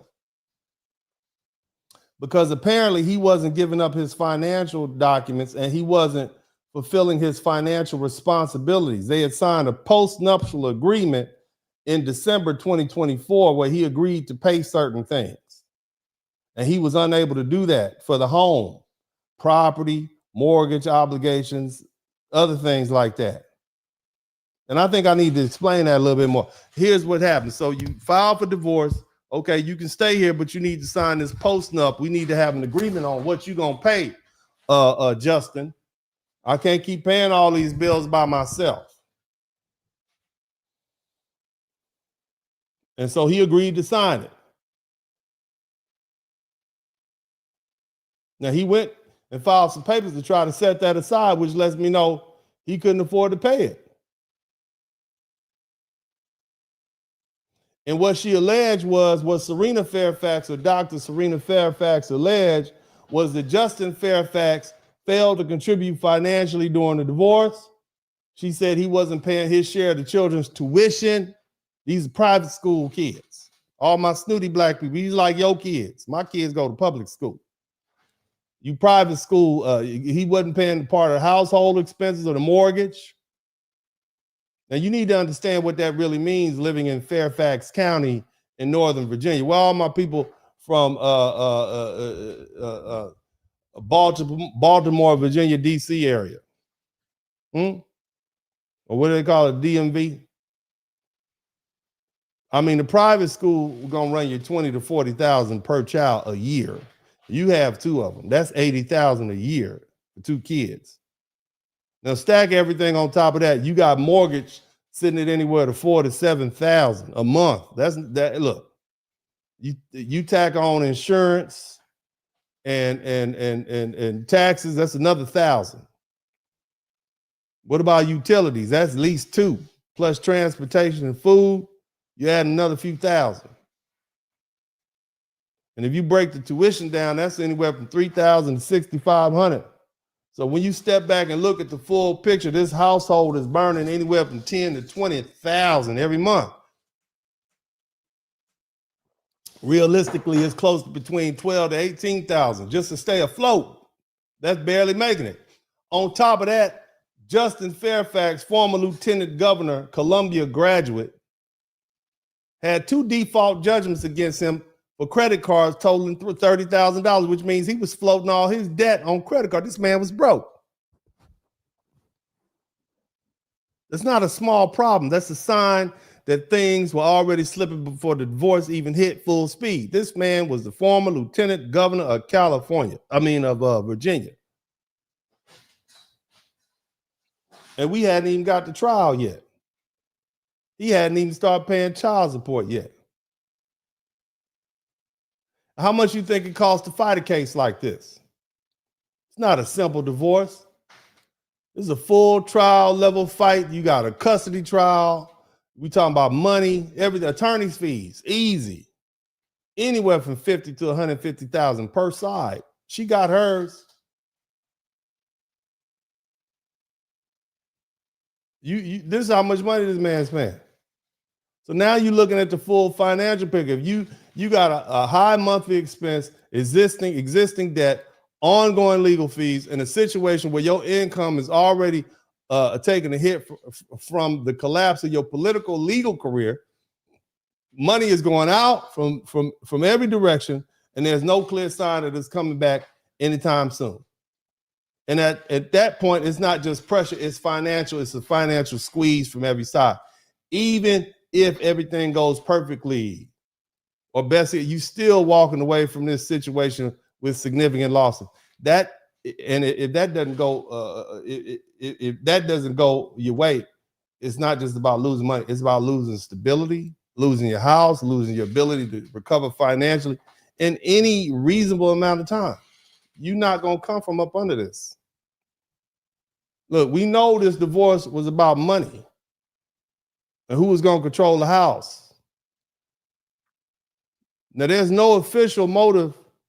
None has been announced beyond what law enforcement is saying this was a domestic dispute during a contentious divorce.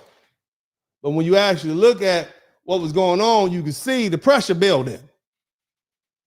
So by February 2026, this case had already turned into a fight. Justin Fairfax is filing a demurrer, trying to get the case dismissed, getting the whole thing shut down. Okay. On the other side, you got his wife filing for motions for sanctions because he's not cooperating and turning over his paperwork like he's supposed to, not following the rules. And the judge said, you need to come back in here, Justin, and talk to me. The custody trial is getting stretched to 2 days. You got to pay lawyers. You're going to have a trial on the finances. It's getting stretched to 3 days. You got to pay the lawyers. And the court is talking contempt, which means you've already been accused of not following the judge's orders. And the thing judges hate the most is when you don't follow their orders. And then April hits and everything gets tight.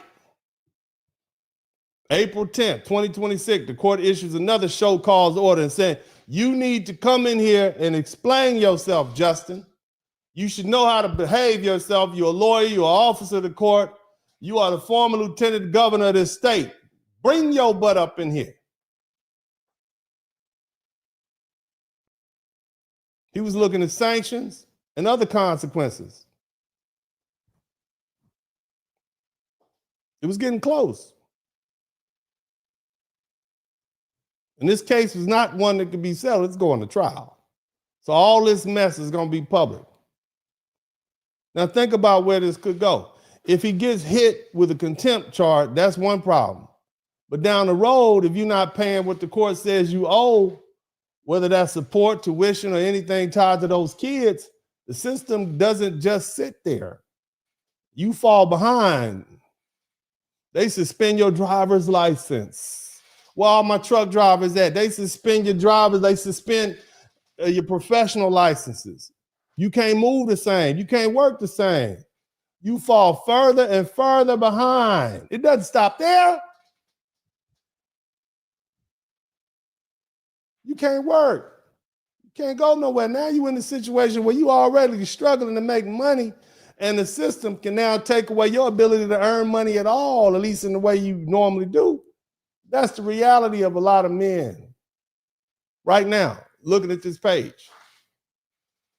And you get behind, and instead of getting easier to catch up, it gets harder. Everything stacks on top of everything else.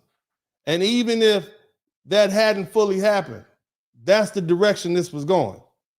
That's what this man's future was looking like. He was on high heights, one of the most powerful men in the state. And now he's looking at possibly going to jail, getting served, and then he gets served with some more paperwork. So let's look at what this man's real life looked like. The next hearing is going to cost more attorney's fees. There's a real possibility he's going to get hit with contempt. And if that goes left, you're talking about penalties along with going to jail. depending on what the court thinks. So your life is in another person's hand. Now imagine that, going from lieutenant governor to standing in the court trying to explain why you didn't follow the court orders and can't afford to help pay for your children and your house and your family and your wife. Now let's go back a little further. Are y'all learning something? Am I helping you understand what's going on? I'm trying to put you in the mind of what's happening to these men. Can I help you? Are you learning something? Let's go a little deeper. Let's go. There's no hiding from this. Whatever reputation this man thought he might still be able to salvage, that's on the line now. And once that comes out, you don't get to take it back. And at the same time, the court has already started reshaping the household. There are custody decisions in place. There's a move out requirement coming. And the key part is they're still living in the same house with all this mess going on between them. All this happened. You still living in the house? Oh, hell no. So now you got a situation where you facing losing custody of your children, losing your family, losing your house, losing your career. You're already in debt. You're already dealing with the fallout from the career. Everything's stacking up against you at once. You may not be on the street, but if you can't hold on to the house, where you going? You're going to be in somebody else's space. You're going to be sleeping on the couch trying to figure it out. That's a fall. And then you get to April 16th, 2026, last Thursday. That's the day. That's the day it hit the critical point. Exhibit lists get filed, both sides ready to go to court. That means everything is ready. Evidence is organized. The case is prepared for trial. And the court orders that anything involving the children gets sealed. This is in the actual records, which tells you the kind of very sensitive material that's being discussed. This isn't surface level anymore. This is deep into parenting. It's in the conduct. It's in the kids' lives. And at that exact moment, everything is coming together all at once.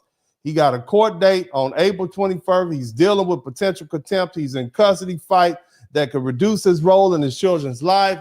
He's in a financial fight over assets, debts, agreement, and all of it is happening while he's still in the same house with the person that he's fighting with in court. There's no break. There's no distance. There's no reset. This isn't something happening on paper anymore. This is happening in real time inside his house. And at the end of the day, you got no money coming in, all the money going out. And you probably gonna lose anyway, no matter how much you put up. Your reputation is in shambles. Your situation is getting worse. And everything that's coming next is going to be public and permanent. And you drunk. Ain't no easy way out of this. Nevertheless, we know what happened on April 16th. And you know what the lawyers did on April 18th? They filed some documents entitled Suggestion of Death, which lets the court know that the people who were litigating this case are no longer with us. They have gone on to their ancestors. Next case. That's it. That's how that divorce ended. You can look at the internet. You see what he did to his wife. He unalived her and himself.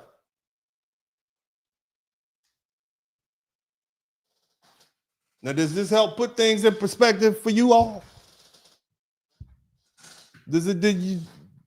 Are you understand? I want you ladies especially. Look, I've called these names a couple times. Crimson Cure, Shay Chardre, Messy Michonne. I want you all, because they don't want to hear what I have to say. This is too harsh for most people. They don't want to hear this. Me talking about this, I'm not making excuses. Have you heard me make any excuse for anybody? Not at all. I'm just telling you. This is what was going on. Anything you thinking about is what you determine in your own mind after listening to what I said and putting this all in context and giving you these facts. Now, that being the case, When you step back and look at both of these situations, I'm talking about the one that happened in Shreveport between Shamar Elkins and Justin Fairfax, two different men from two different places, two different lifestyles. What stands out is not how different these men were, but how similar the pressure points were that they were dealing with. On the surface, they come from completely different worlds. One man appears to have had limited structure, limited formal success, and was navigating a complicated multifamily household. And the other man did everything right, didn't he? Justin Fairfax went to the right schools. He had the right education. He married the right woman. He looked great on paper, right? At least by society's standards, elite education, professional success, political power, long-term marriage to his college partner. Two completely different paths from Shamar Elkins. Two completely different lives. And yet, they both ended up in the same place. No pun intended. Both men were going through a breakdown of their primary relationship. Both were facing the reality of separation and what comes with it. Loss of control over your household, uncertainty about access to your children, financial pressure, and the public or private unraveling of their identity as husband and father. And in both cases, this wasn't just about a relationship ending. It was about the collapse of structure. The life they had built or believed they had was being dismantled in real time, and neither situation offered a clean, immediate resolution. That's the common thread. Doesn't matter whether a man comes from the bottom or the top. When you combine relationship breakdown, financial strain, loss of control, emotional instability, you create a very dangerous environment. Divorce, especially a contentious divorce, it's not just paperwork. It's a process that can stretch out for months and years. Shout out to Mark the freelancer. It can drain resources, it can limit access, it can create a feeling, real or perceived, that everything is slipping away at once. And for some men, a lot of men, particularly those who tie their identity to their title as father and family or status, that kind of collapse can be absolute. Now, to be clear, none of that justifies what happened in either one of these situations. And I don't want any of you all to think that that's what I'm trying to do. Nope. The truth is, most men go through divorce, custody battles, financial loss, and emotional stress without ever becoming violent. That distinction matters.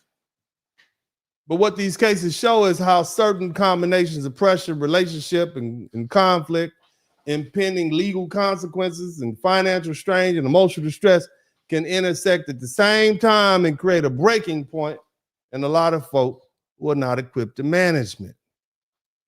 What did I say earlier? Some men aren't built to play the game. So what you're really looking at here is not a story about race or even about class. It's a story about how men respond under extreme pressure. One man had fewer resources, the other man had every advantage life can throw you, but in that moment when everything was collapsing at once, both of them failed to manage it. And the result was catastrophic. And that's the uncomfortable reality. Let's go a little deeper. Y'all ready to learn something? Are you ready to learn something? All you all looking at this broadcast on rebroadcast or whatever, make sure you subscribe to the channel. If you all have not taken the opportunity to subscribe to the channel at this point, boo-hoo on you. Subscribe to the channel. I know you're learning something. You're still here. Make sure you take the opportunity to subscribe to the channel. Hit the number 1 button. If you've subscribed already, subscribe again. I don't believe you. Subscribe, subscribe, subscribe. I'm trying to get to where I'm trying to get to in these numbers. So make sure you subscribe to the channel. Subscribe, subscribe, subscribe. Don't y'all want to see me get to be 100,000? Don't y'all want to see a nice shiny plaque up on the wall? This is a very uncomfortable conversation that we have.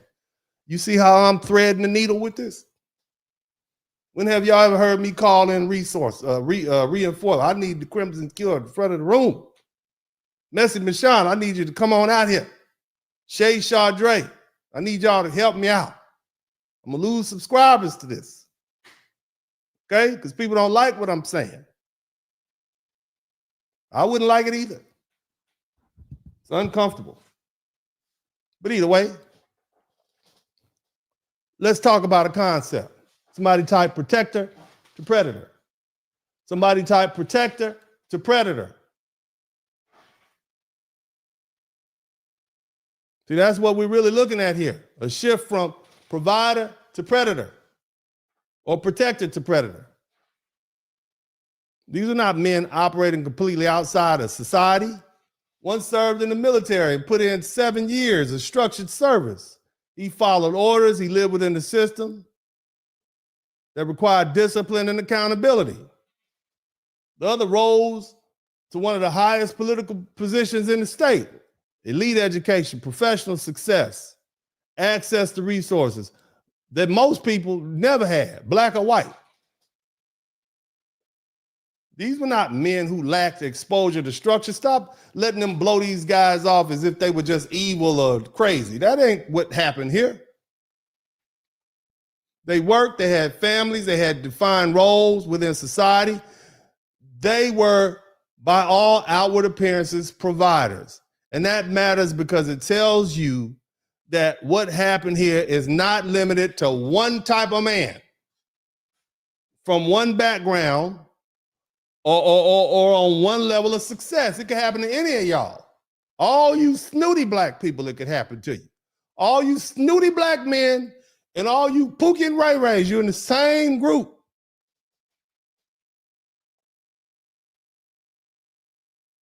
But to understand the shift, you have to understand what a man is expected to provide. Traditionally, as husbands are seen to be, a man is a provider and a protector. He builds, he earns, he stabilizes the household, he carries the burden of responsibility so others don't have to, namely his wife or children. And that role is not just something he does, it becomes his identity. His value, both to himself and to others, is tied to his ability to provide and to maintain control over his environment, his household, his family structure. So when the role starts to break down, it's not just a bad situation. It's an identity crisis unfolding in real time. In both of these cases, that's exactly what was happening. Both men were going through relationship breakdowns at the same time. Both were dealing with separation, which brings with it loss of control over the household, uncertainty about the access to the children. Will I see my kids again?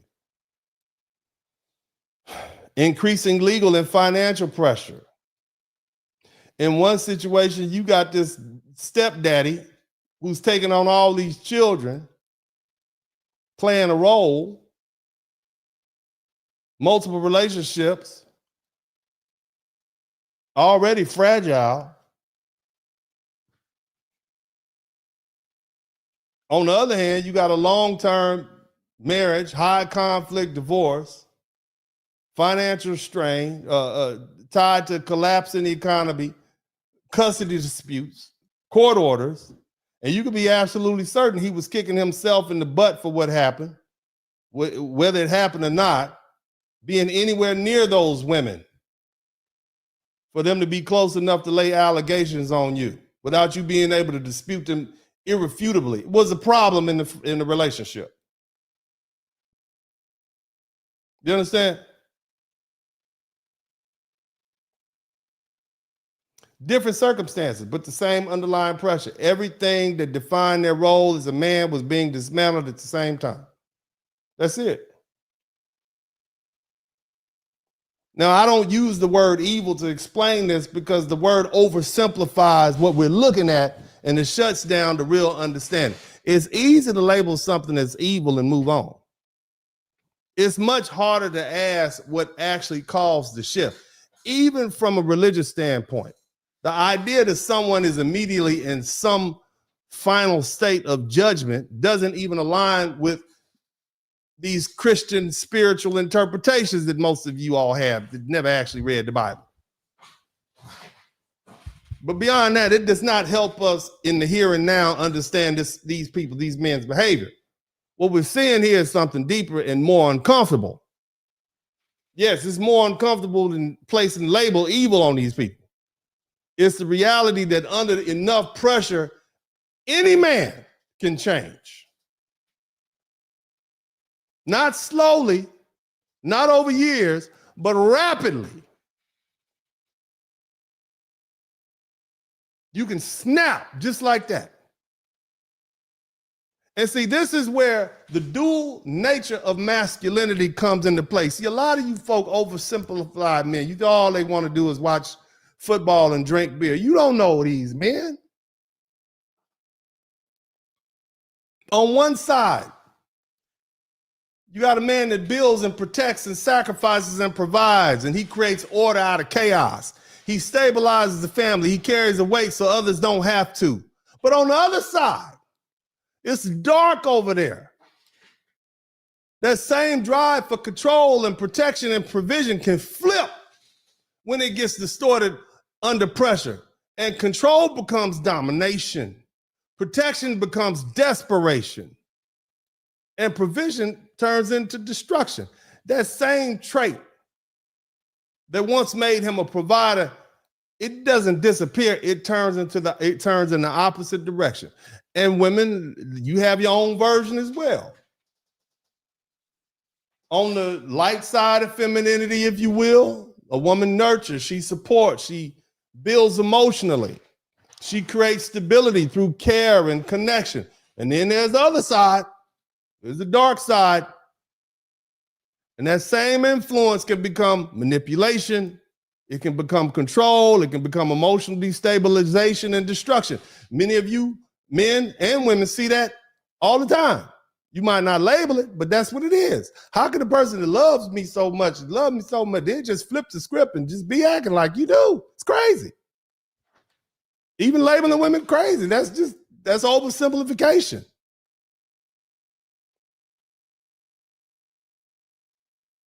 This is about understanding the nature of both men and women, and that they have the capacity to create and to destroy.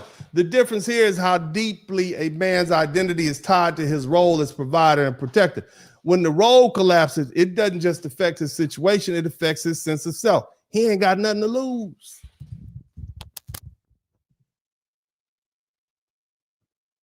You taking his money, his children, his identity, he ain't got nothing to lose. He don't give a damn no more. And some men ain't built to play like that.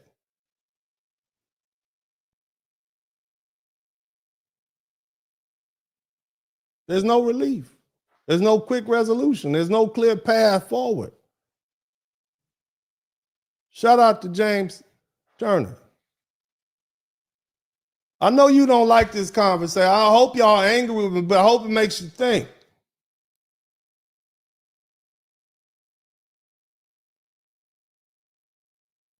These men are losing their money, their time, their energy, their identity. Getting limited access to the people that they sacrifice the most for, namely their children. They're not built for this. Not this generation. Nope. No. And then they crash out. They crash out.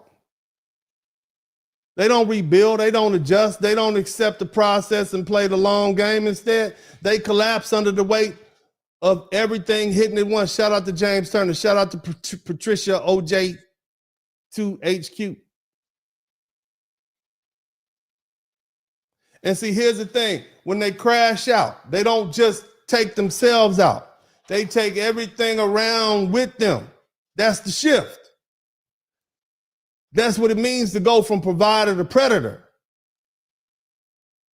Not that they were always predators, But that under extreme pressure, those same traits that once made them providers, they become destructive.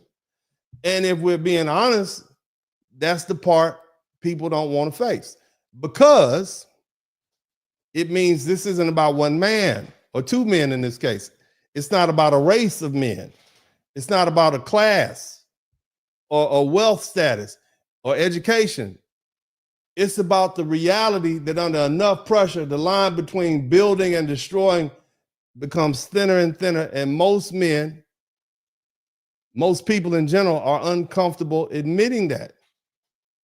If we actually want to prevent this from happening again, we have to start there. Not with labels, not with outrage, not with fake outrage.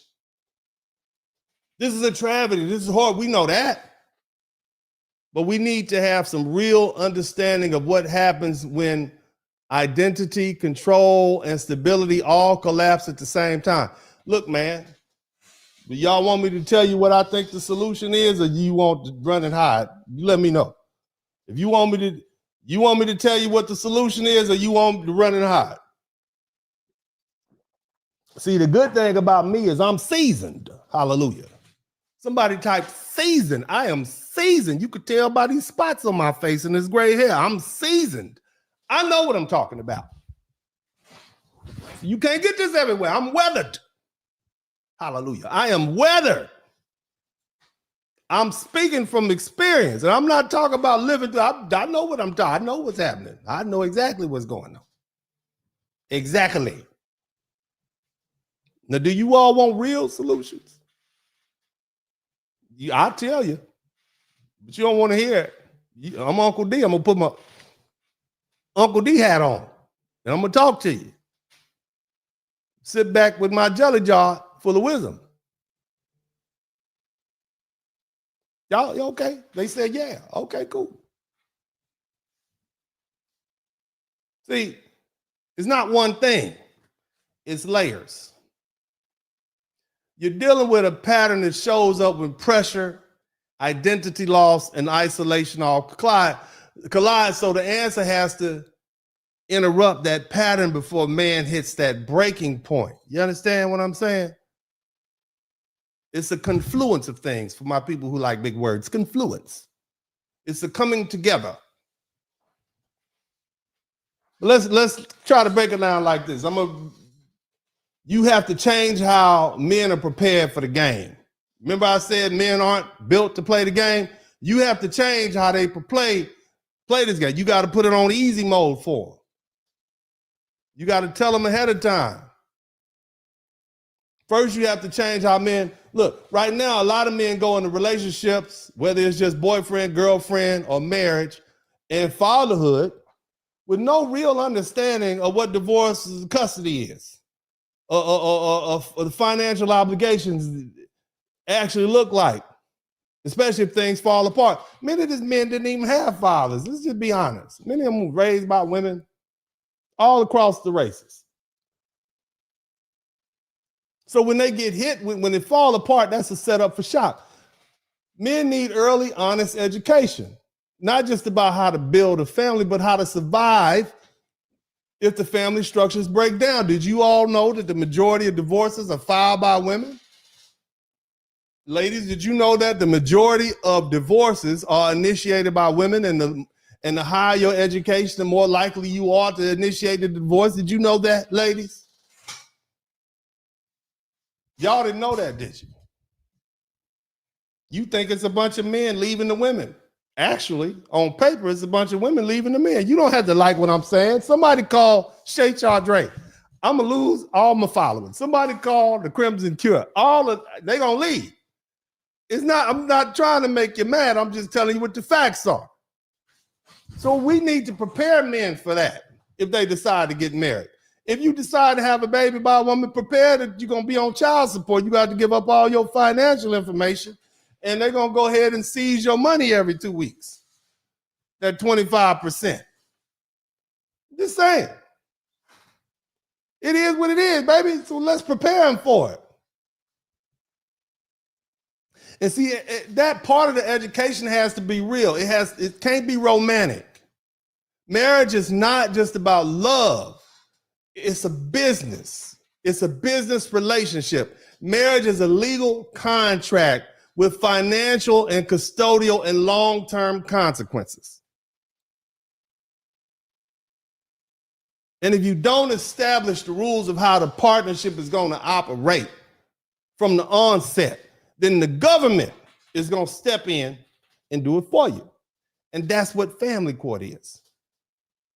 And that's what divorce court is. So the first real question a man has to ask himself is not just, am I ready to get married?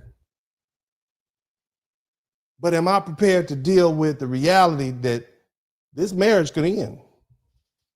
And more importantly, am I built to handle what comes with that? Because see, not every man is. You're not tough enough, fellas. You can't tough your way out of that. It's going to pull on your heartstrings. It's going to mess with your mind. Am I going to have to leave this house?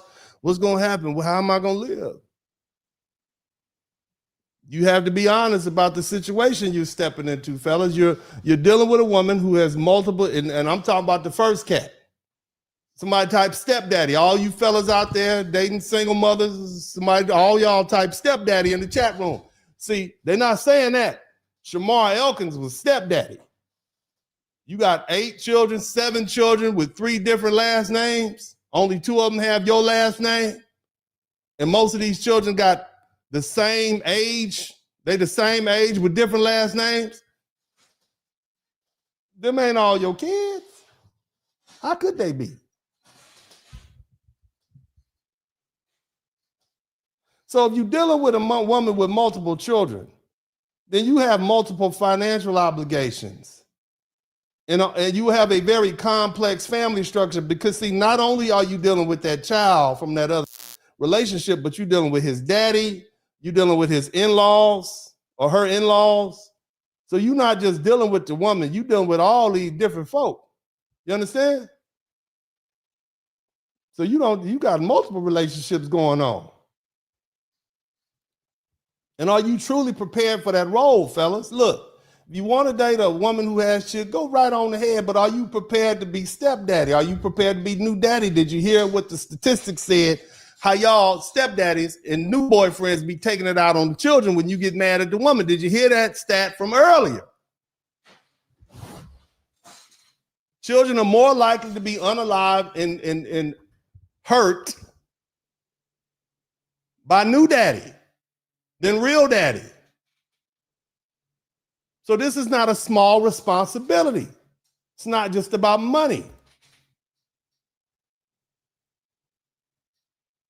See, that comes with emotional investment and financial exposure and a level of complexity that a lot of men underestimate. You can't tough your way through that, fellas. And if you're not built for that, you shouldn't be trying to step up and step into a relationship that you're not ready for. Thinking love alone will carry you through. It won't. You're going to end up in jail. And at the same time, if you're a man who is rising, whether it's in politics or sports or business or any field where your status is increasing, and you also have to be honest about what that attracts.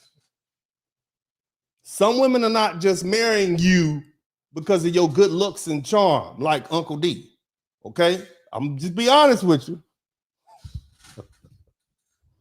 They not just marry you because you got this wonderful personality. They marry you for your position and your lifestyle and the opportunity that comes with you. Did you know that? Oh my God. They marry you for what you bring to the table. And if that position changes, if you lose that, that position on the team, in the NBA, if you get fired from your Wall Street job and you no longer have the C-suite, if your income changes, if your status drops, that can put real stress on that relationship. That's not emotional, that's practical. And you have to be prepared for the possibility that that relationship probably won't survive that shift because, You may not have been built, it's probably not built on a foundation that it could withstand. And let me promise you, game alone ain't gonna do it. She married you for a reason. She had expectations, and now those expectations have been, she's been disappointed. So she's gonna cut her losses and move on. Shout out to Eugene Steele. I mean, I'm just saying. I'm just trying to tell you. That's not what she bargained for. Now, people will say, oh, well, we could just get a prenup. Yes, you get a prenup. That can help. Trust accounts can help. Okay, they can set expectations. They can create structure. They can give you leverage in the event of the divorce. But let's be honest, prenups are not ironclad. And more importantly, they don't protect you from the emotional reality of separation. They may protect some of your assets, but they don't stop the anxiety from the breakup or the breakdown. They don't stop the loss of daily access to your children because you can't prenup away custody. They don't stop the stress, the conflict, or the inconvenience of having your entire life reshaped, because no matter how you structure it, if the relationship ends, it's going to be painful. It's going to be inconvenient. It's going to disrupt your life in ways you cannot fully predict. Shout out to Ashton Mulkey, 6180. So preparing for the game means preparing for all of it, the good and the bad, the building and the breakdown. It means understanding that marriage is not just a romantic decision, it's a strategic one. And if a man has not prepared for both sides of that reality, if he's not prepared to build and also prepared to lose, then he's walking into a situation that can break him. And that's where the problem starts. Number two, that was number one. Number two, you got to separate your identity from your position. I tell my old lady all the time, I'm a man no matter what, whether I pay bills or not. I'm a man no matter what. I'm a man. I know who I am. I like who I am, and I'm not going to change. Have you all bought my books, Rules to Live By? That's one of my rules to live by. For you all who don't know, Uncle D authored some books many years ago. You can get them on Amazon. Just look at that. Rules to Live By. Dennis Spurling. I'll tell you how to do how divorce goes and how to do it. I got some rules in there for you. I know who I am. I like who I am, and I'm not going to change. My identity is ironclad. But see, that happens when you become half a century old. Yeah. Happy belated birthday to me. Praise God.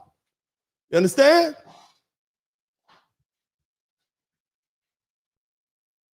See, the problem in both of these cases with these two gentlemen is that when the role collapsed, husband, provider, head of household, the man collapsed with it. And if you don't believe they collapsed, look at the news reports. They clearly collapsed. Anytime you crash out like that, you have collapsed. You have collapsed. If a man believes I'm only valuable if I have my family and my house, my control, then losing those things feels like losing his entire existence. And that is dangerous. Men have to be taught, boys have to be taught and constantly reminded that they are still men. They're still valuable. They're still human beings with intrinsic value, even when they lose their position, money, or access. It's not about what you can produce. It's about your mere existence. And see, this shift alone reduces that desperation that these men had. In this regard, you got to separate your identity. You're a man, not because of what you can do or what you can provide, but because you're a human being. And nobody can take your manhood away from you. Nobody can take your humanity away from you. Your title doesn't define you. When you pass away, nobody's going to care about your title. That's ego. That's pride. That's something you carry while you're here. But if it's not who you are at your core, it's just not. Now, don't misunderstand. You should fight for your children. You should fight to try to preserve what you can in your, if you've earned it and you made money during your marriage, you should fight. And you should fight to be, but more importantly, you should fight to be in your children's lives. That's your responsibility. You should never not fight for your children and get as much time with them as you can while they're young. But why would you fight to stay with someone who does not want to be with you? If a woman is divorcing you or you're divorcing her, then the relationship is no longer your identity. And and the truth is, it probably never was your identity to begin with. It was something you attached yourself to. It was something you built around yourself. But it was never the foundation of who you are as a man. And the same thing applies to status. If your identity changes, if you go from being a lawyer, a public figure, a lieutenant governor, or anything else, and now you're no longer that, then yes, things are going to change. Your environment is going to change. Your access is going to change. The way people treat you is probably going to change. But that does not stop you from being a man. That doesn't erase who you are. It just means you have to restart. And that's the part a lot of men are not prepared for, the restart. Because restarting requires humility. It requires discipline. It requires letting go of ego and accepting what you had is gone. It's gone now. And now you have to rebuild again. But if a man can understand that his identity is not tied to his position, then losing that position doesn't destroy him. It forces him to adjust. And that's the difference between a man who rebuilds and a man who crashes out. Okay? Now, another thing, pressure release system for men. This is going to be a little spicy. I want you all to cover your ears if you don't like it, because I'm going to tell y'all some stories. Okay? Fellas, you need a pressure release system that actually works, which means something that you actually like to do. Okay? Right now, most men deal with stress and isolation, or you drink, or you do something deleterious to yourself. You don't talk, you don't process, and by the time you do, it's too late. Okay? There needs to be normalized, non-stigmatized outlet, whether that's with peer groups like you do here. I'm kind of like a mentor to a lot of people, and that's cool. This gives them a chance to hear me say the things that they're thinking, and it makes them feel good. Okay? You need somewhere where you can deal with the anger and the loss and the frustration without building into something explosive. Not therapy in the abstract, but real accessible support that men will actually use, something practical, something that meets men where they are. Okay? Now here comes the part people aren't going to like. Some men are going to tell you when you're going through a divorce, you need to sit there and suffer and act like your life is over and just wallow in it, like old Sal in some slop. I think that's the worst advice you could give a man. That mindset keeps you stuck, it keeps you depressed, and it pushes the man closer to breaking. My position is the exact opposite. Okay? You need to treat the moment that you file for divorce like I did, or your wife files for divorce, like you've just been given your freedom papers. You hear me? Like you about to leave Alabama on the next train, headed north. You're no longer tied to that situation when someone doesn't want you. You're no longer waking up every day dealing with conflict and tension and rejection in your home.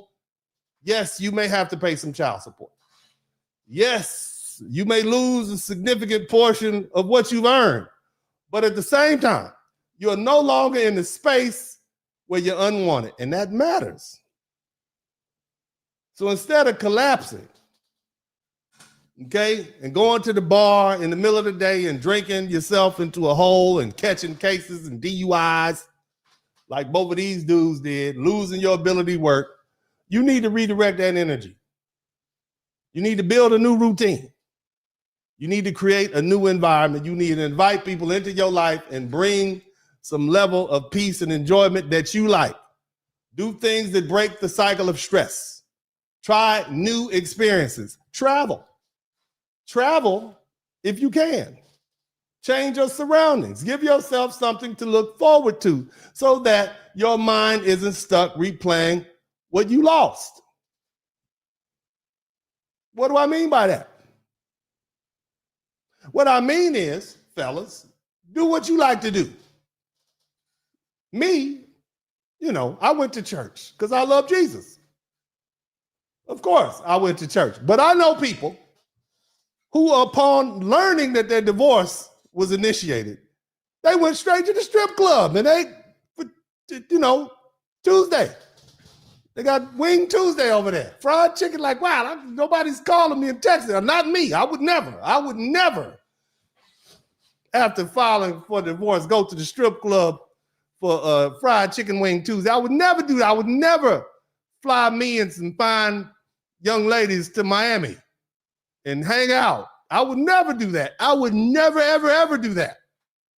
I would never start having brunches at my house on random Sunday mornings and have 100 bottles of champagne and pancakes and waffles and fried chicken and a live band and a DJ and just invite a bunch of random people over to my sacred home. I would never do that, ever do that. And then post it all on Facebook for everybody to see. I would never do that. I was with Jesus. I went to Sunday school, at least once. Probably, maybe not. I would never go buy a Bentley. How dare you? A Bentley, a two-seater, a two-door. You have two children at the time. Not me though. I'm just saying I wouldn't do it.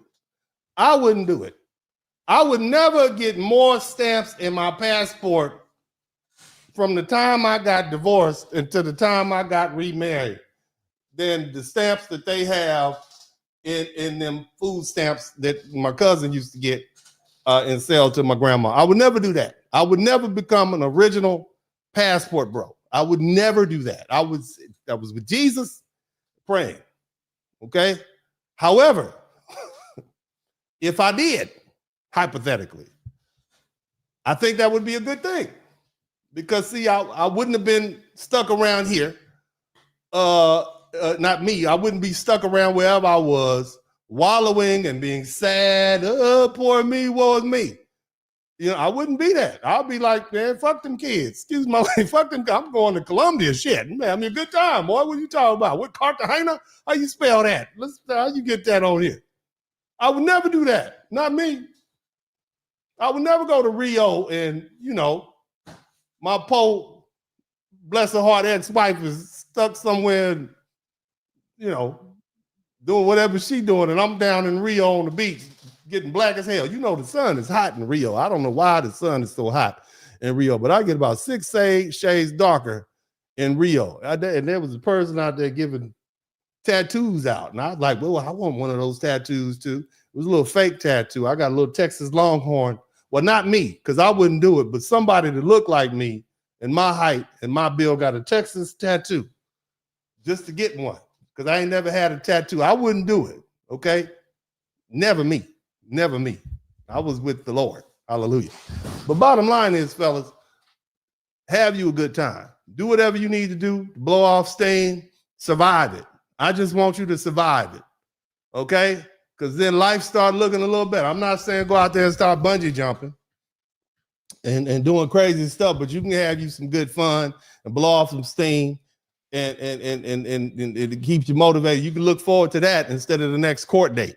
You look forward to your next trip or your next party at your house or your next hanging out with your friends instead of looking forward to your next child support payment.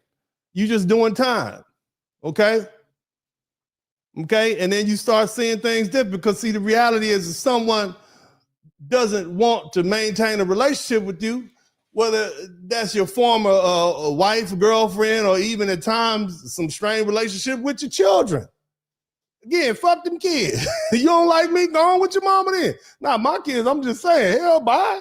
See you later. I'll get me some new kids. The second group of kids usually look better than the first group of kids anyway. Y'all know the truth. Them first group of kids are ugly. You know that. That's what you could get when you coming out of college. But now you 40, 50 years old. The second group are handsome, good look. That's a beautiful child. You know, I'm just keeping it 100, which is true, right? More money, better looking women. That's kind of how I go. But anyway, bottom line is you can position yourself for the future, and you can remain available. You can stay consistent, but you can't destroy yourself trying to hold on to something that is actively slipping away. And the focus in that critical moment has to shift back to you and your stability and your mental state and your ability to keep moving as opposed to crashing out. What would y'all advice would you have me give these dudes? For you all who are mad at me for telling them, well, hell, go have a good goddamn time. But who's mad at me for saying that as opposed to, yes, sit there and sulk and crash out? What would y'all have me to do? Look, I know what I'm saying sounds unorthodox. I know it sounds harsh, it's crass to some people, but the goal here is not to sound good. It's to keep a man from going from pressure to collapse. It's to get him from point A to point B without falling into depression and without spiraling, without crashing out and hurting himself or others. If reframing that situation as a form of liberation helps him move forward instead of breaking down, then that's a tool that works. Because clearly the alternative, silence, isolation, and suffering in silence, that's not working. And at the end of the day, there's a reason people say divorce is expensive, because it costs for something that you get out of it, okay? But it also gives you the opportunity to rebuild. Now, here's some realistic navigation of legal financial process. I hope you all are learning something. This is the fourth solution, okay? There has to be realistic navigation of the legal and financial process. Divorce and custody battle become dangerous when they feel endless and unwinnable. Get yourself a good family law lawyer, preferably one that specializes in family law. If your lawyer says he specializes in criminal, personal injury, and family, don't get that lawyer. You don't get that lawyer. Get you one that says family law. If you get a lawyer that does anything other than family law, you're not gonna like the outcome. Get you a lawyer that does 100% family law. Now, he may do wills and testaments. Get you a lawyer that does 100% family law, preferably one that's board certified. I'm giving you some advice. It's free advice. If your family law lawyer is not board certified, it's not gonna be good. Now you probably pay a little bit more, but you're gonna like the outcome better. Okay, that's my legal advice. Is extent of it. Okay. Now the thing is, the longer the fight drags on, with no resolution, the higher the pressure and the higher the risk of collapse. Now the uncomfortable truth is there's really no clean way around a marriage when it's time for divorce. You're already in it. The system moves at its own pace. It costs what it costs. It takes the same time it takes. So the best move isn't trying to fix it in the middle of the storm. The best move is preparing before you ever step into it. That's where the planning comes in. I tell men all the time, don't rush into marriage before you're established. There's no reason. I say wait until you're 30 or 40. By that point, you have time to build something in your life. You have some separate property. You know who you are. You know what you've accomplished on your own. You've had time to understand your finances and your habits and your boundaries. And more importantly, you've had time to learn yourself, because that's the biggest mistake men make. Not that they don't know women, it's that they don't know themselves. They don't know what they're willing to tolerate, what they're not willing to tolerate, what kind of lifestyle they actually want, or what kind of partner they can realistically deal with in the long term. Experience matters. But by the time you're more seasoned, like Uncle D, a little salt, a little pepper, a little speckle on my face, you dealt with enough relationships and enough ups and downs and trauma to recognize the patterns. You know, if you keep your head down and keep pushing forward, pretty much I'm gonna get through it. I might have some scrapes and scars, but I'm gonna get through this thing, man. Shit. Excuse my language. You know what I mean? You know what type of woman you're willing to deal with and what type you're not. You're more selective. Just because you look good on paper with this woman don't mean y'all need to be together. You just look good. Y'all just happen to be in the same college together. You just happen to live in the same neighborhood. So you're more selective. You're not just moving off emotion. You're making decisions with information. And yes, tools like prenuptial agreements can help. They can set expectations and define financial boundaries and give you some leverage if things go left. But let's be clear, prenups are not bulletproof. As I said earlier, they don't eliminate the process. They just help structure it. Because at the end of the day, there's no guarantees. You can plan. You can prepare. You can make better decisions, but you cannot completely eliminate the risk. What you can do is reduce your exposure and reduce the shock if things fall apart. And that matters. Because a man who understands the process going in, even if it's difficult, is far less likely to feel blindsided or trapped and desperate when things don't go his way. And that alone can be the difference between managing the situation and completely losing control. Now look here. Y'all still with me?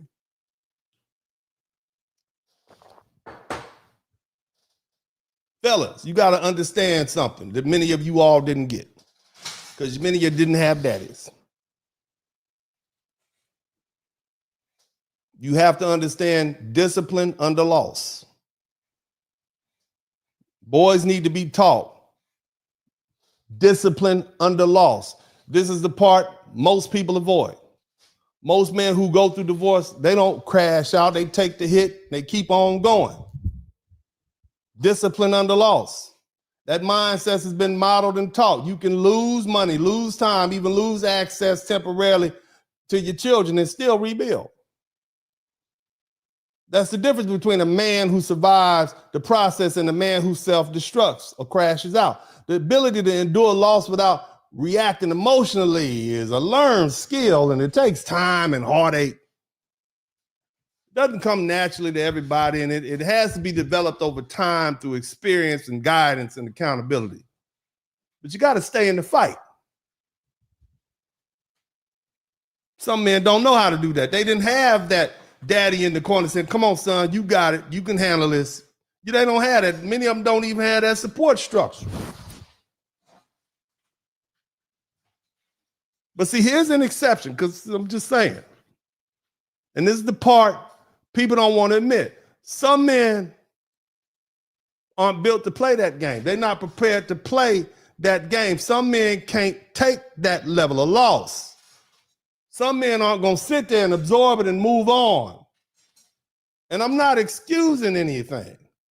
That's not me telling, that's just me telling you the reality of human nature. That's what we saw happening today or yesterday with Shamar Elkins, and a few days ago with former Lieutenant Governor Justin Fairfax. They're not built for it.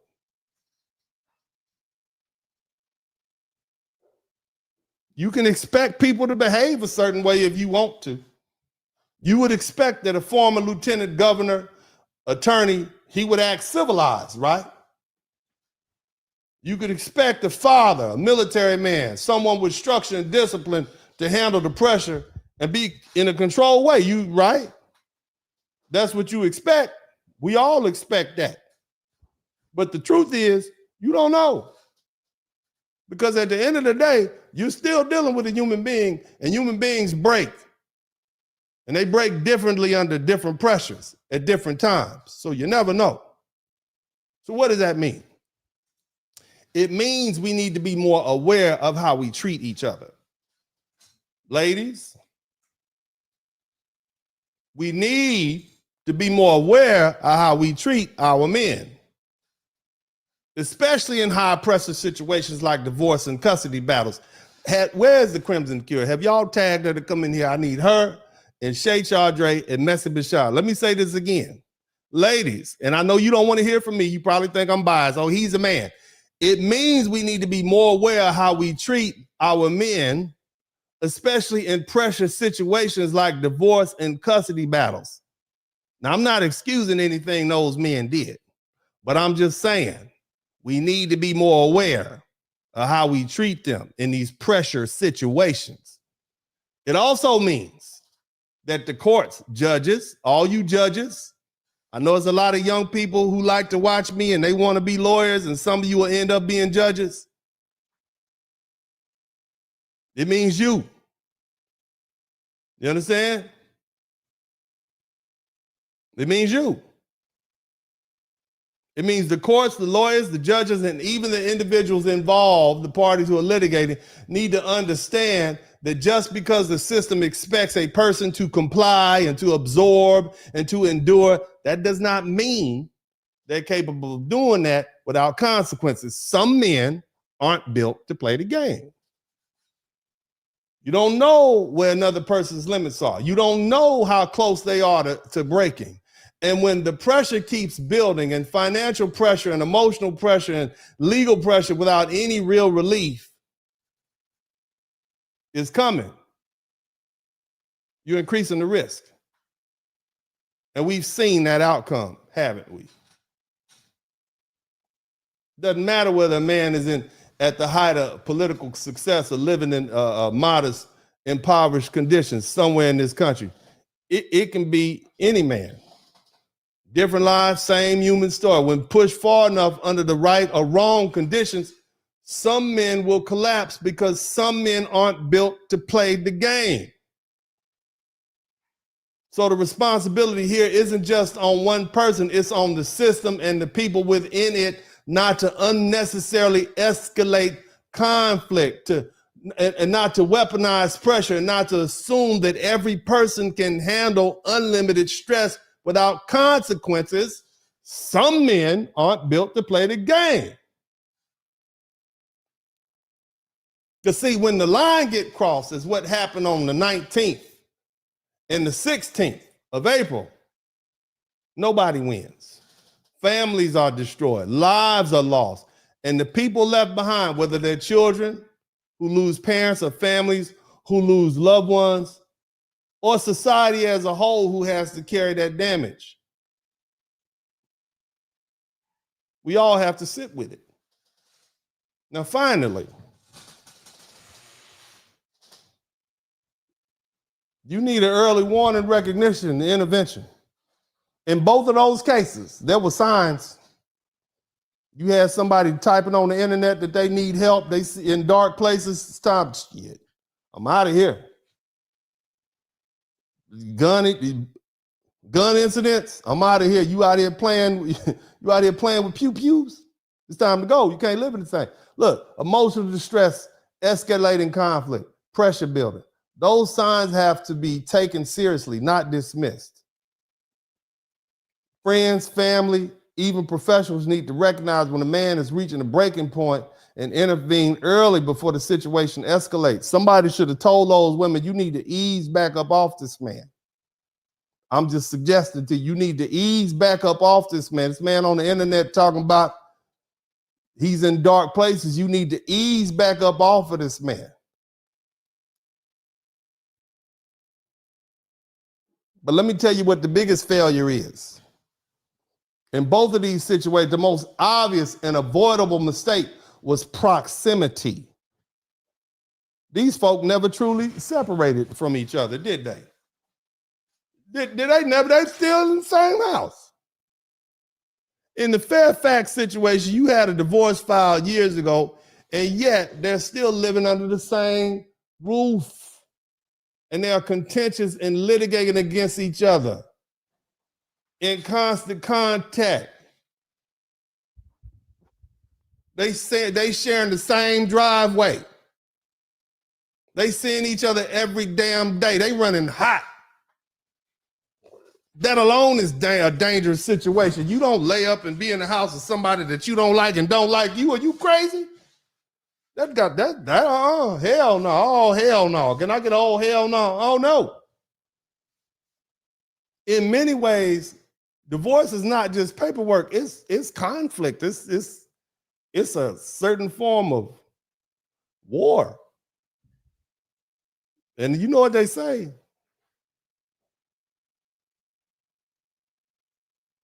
You taking positions against each other. You making moves that go directly against each other's interests, finance, emotion, reputations on the line.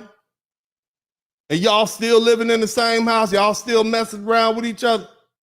sharing the same space, drinking out the same water faucets.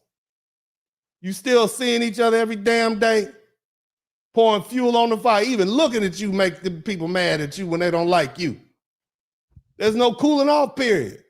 There's no emotional distance. There's no reset. There's the pressure just builds and builds and builds. And the same thing applies, both of those cases. Whether we talk about Fairfax, what happened up there with the lieutenant governor in Shreveport, what just happened yesterday. If you are separating from someone, if you're breaking up, if the relationship is over, there's no reason to still be in close proximity. There's no reason to be going back and forth and still interacting and trying to be cool. In a way, that just keeps up emotional intensity a lot. Don't do that.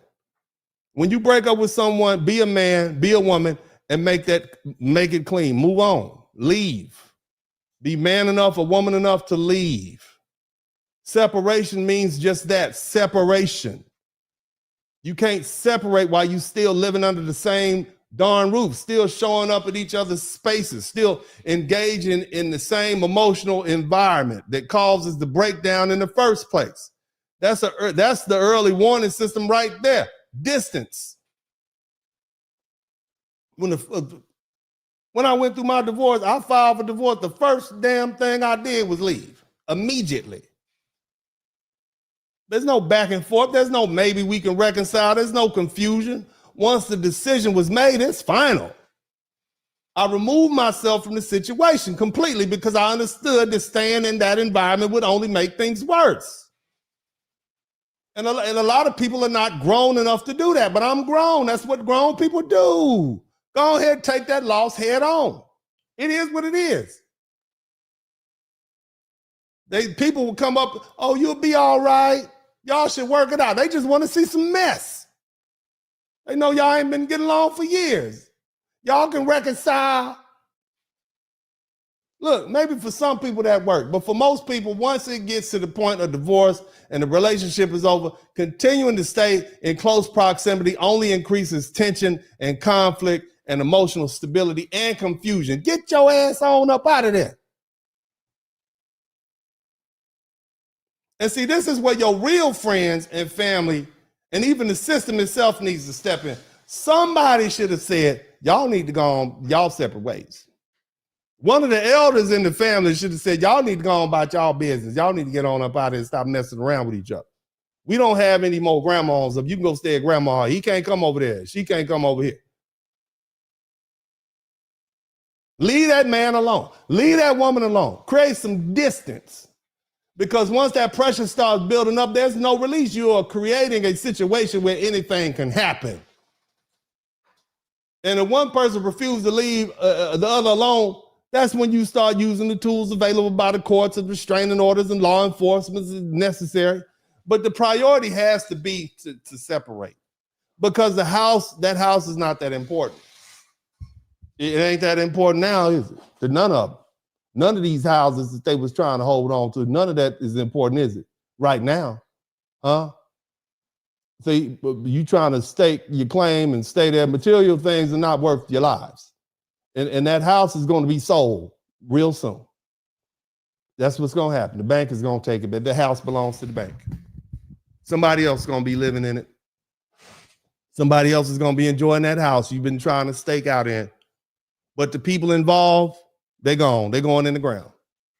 They're gone. And now your family's left destroyed because you're trying to hold on to what you think you was entitled to.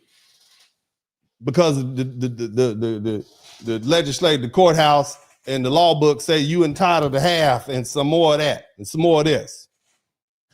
There ain't no winning in this situation. So the early recognition is it's not complicated. It's not abstract. It's simple. When the relationship is over, leave. Create distance. Remove the pressure. Because if you don't, you're allowing that pressure to build unchecked. And when it reaches a certain point, you're no longer dealing with someone you can control. And by then, it's already too late. Because once a man reaches a point where he feels like he has nothing left to lose, you're no longer dealing with a problem you can fix. You're dealing with a situation you can only react to. Now I got some more to say. But right now, I want to thank all you beautiful people who contributed to the Super Chat, the Cash App, and the PayPal. This is a very sensitive subject, and as I tried to handle it the best I could. But what I said, I feel needs to be said. And if you all feel as though what I said needed to be said, it need to be put out there. If you've learned something today, I should earn something. That's how I do. Now, that being the case, I want to give a shout out to the 15 people who contributed to the Super Chat, but I first want to acknowledge the people who contributed to the Cash App. The Cash App is running across the bottom of the screen. You don't owe me a damn thing. Let me say that right now. You don't owe me a hot damn. You don't owe me nothing. Nothing. I don't want nothing from none of y'all. I don't want nothing from none of y'all. I do this because I do this. You understand me? Nevertheless, I want to acknowledge all the people who did learn something, and you don't owe me nothing unless you learn something. But if you learn something, I should earn something. That's no guarantee that I'll get anything. But the bottom line is, big shout out to Reggie Banks. Reggie came through with the $100. Thank you so much, brother. I appreciate you learning something. Thank you so much. Who else we got in here from the Cash App? The Cash App is rolling. Shout out to Mr. Robert Williamson. Thank you so much. Also, Clara Freshly, thank you. Pamela Hyman, thank you. James White, Karen Mathis, Brianna Reeves, thank you all so much. You all beautiful people. Thank you for the Cash Apps coming through. All right, we got 15 Super Chats. I would like to go ahead and read the Super Chats and read what the people have to say. And we'll try to address each one. Beverly White, thank you so much, baby. 5438. Thank you for the $10 super sticker. Who else? Kenneth Williams, 3932 for the content. Thank you so much. I appreciate you. Kimi Queely, thank you for using your legal expertise on this issue. This is common sense. This is all just common sense, sir. All I did here was just give y'all some facts. I know what this media tries to do. They try to disparage black men and try to make us all look bad and whatnot. So, this is what I do. Okay, my man said, James Turner, 5029. I wonder what his military background was. Thank you so much, brother. I appreciate you. I don't know what his military background is. And they clearly knew a lot more. Shout out to 803 CK00 SC. Thank you so much for the Cash App. Who else we got up in here? He who remains, long live the Blizzard King. Thank you for the $10 super sticker. We got 6 to 15 super chat. This shows that mind derangement shows no gender, no race, or no class. Yeah, that's right. Afro Merchant, new member. Thank you so much for the membership. Welcome all my members. Mark the Freelancers, one of my old school homies, been here for a minute.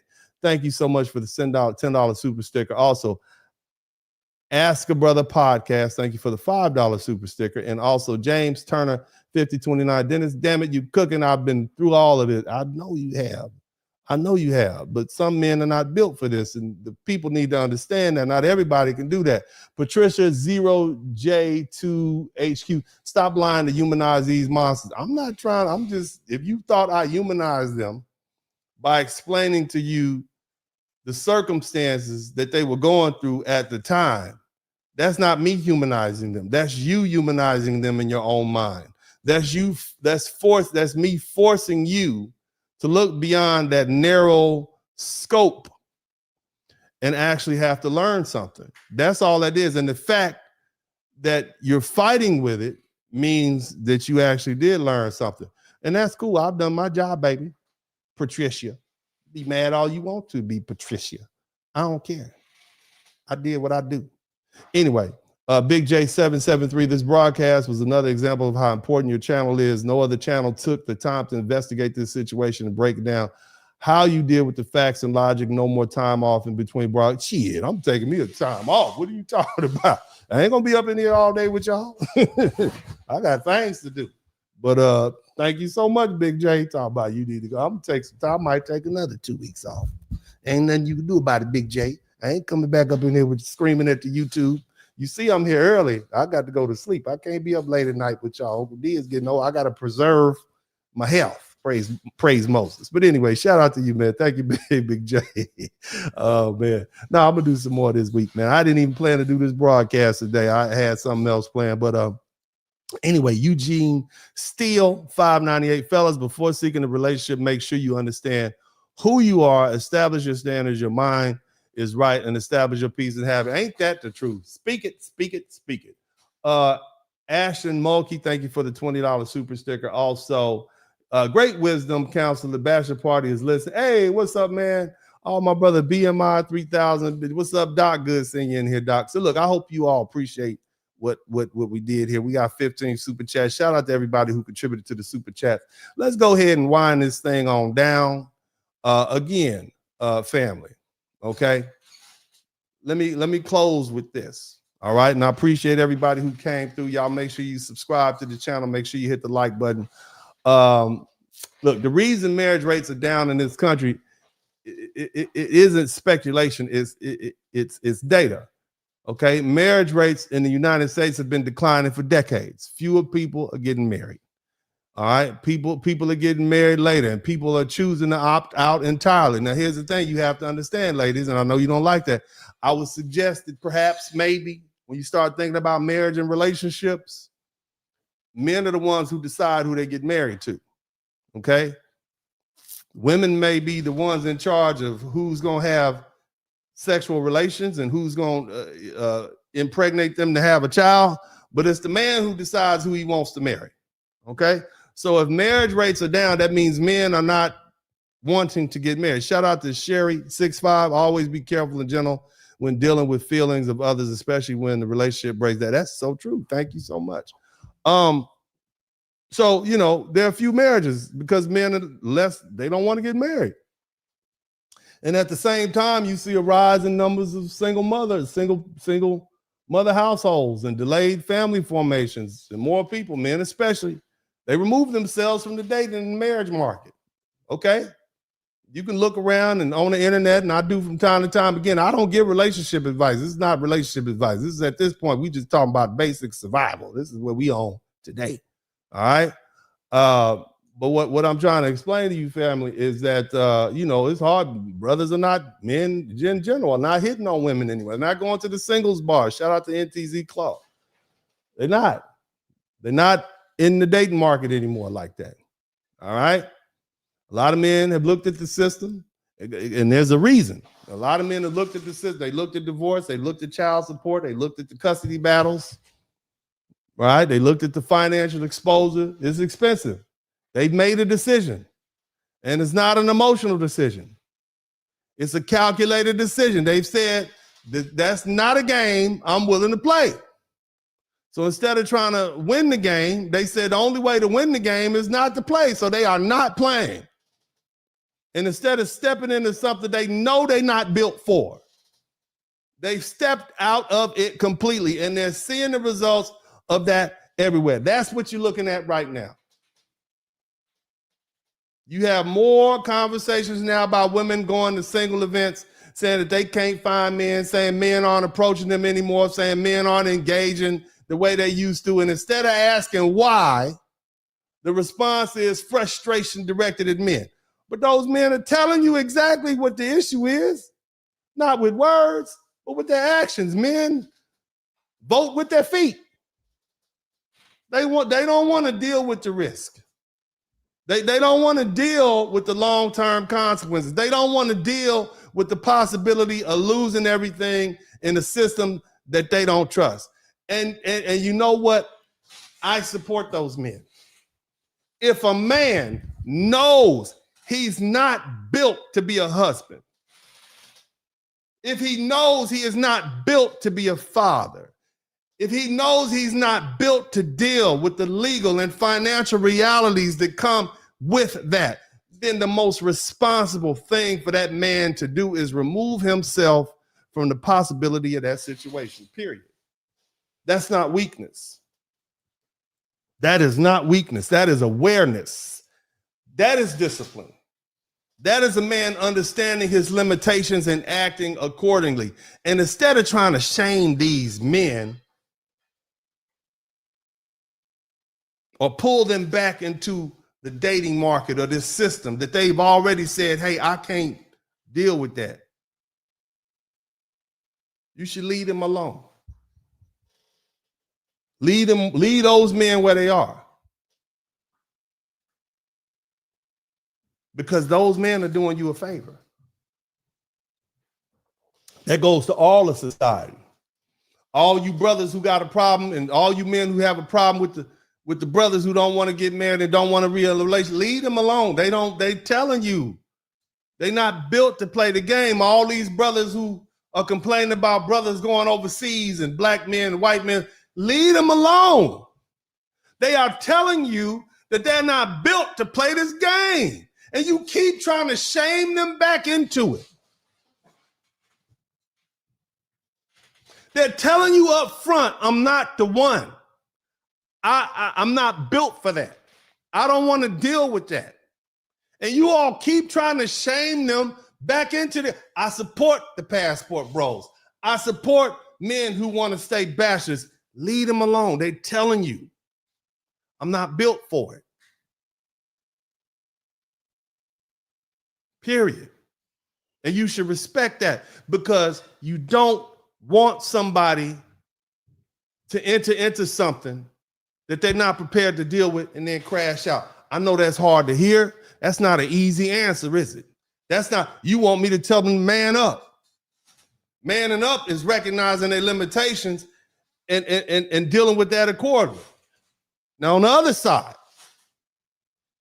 if you do find a man who is willing to step into the role, who's willing to be in a relationship, who's willing to build, who's willing to take that responsibility, you need to understand what you have. You need to treat that man in that situation with care. Ladies, I'm not saying tolerate disrespect or cheating or anything like that. No, that's not what I'm saying. What I'm saying is this: handle your relationship with maturity. Because once things break down, once you step into the legal system, once you start fighting each other, it doesn't just affect you, it affects everybody. We all got to see this mess. It's all over the news. We didn't put you in a relationship. Society didn't force you into that. Both of you grown-ups chose it. And now that it's fell apart in a very destructive and horrible way, everybody ends up dealing with the consequences. Families are damaged. Children are impacted. A nation of people have to look at their own be destroyed by their own. You think we like seeing black men unalive black women and black children? You think we like that? You think that's something that I find? You think this is the conversation that I wanted to have today? Here I am sitting here trying to uplift black men and speak up on behalf of men and be an advocate for black men, and then you got these two men crash out and unalive their whole family? And whether those are his biological children or not, this man sat up in that house and played daddy with him, so he took responsibility for him, if for nothing else in a spiritual sense.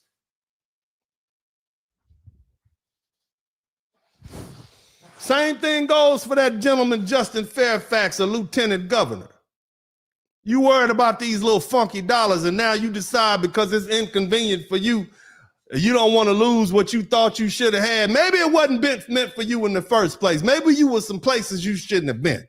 Maybe instead of being a lieutenant governor, you should have been an auto mechanic or airplane pilot. Maybe that's what, maybe you went down a path you shouldn't have went down. I'm just saying, I don't want to speculate, and I don't want to speak ill on the dead. But now we all have to sit here and clean it up. The whole society is impacted. It's not just two isolated incidents. It's part of a larger pattern of people entering situations they're not prepared to handle and then collapsing when the pressure hits.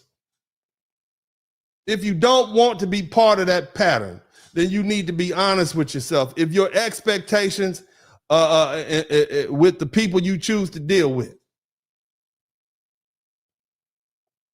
Because at the end of the day, the game don't change. The only question is, are you built to play it? And as I say, some men aren't built to play the game. Now, let me say this also before I close. I already know how some of you feel about what you just heard. I didn't give you the normal rhetoric. I didn't come here and just call these men evil, thugs, cowards, monsters, and tell them they're going to hell. I didn't do that.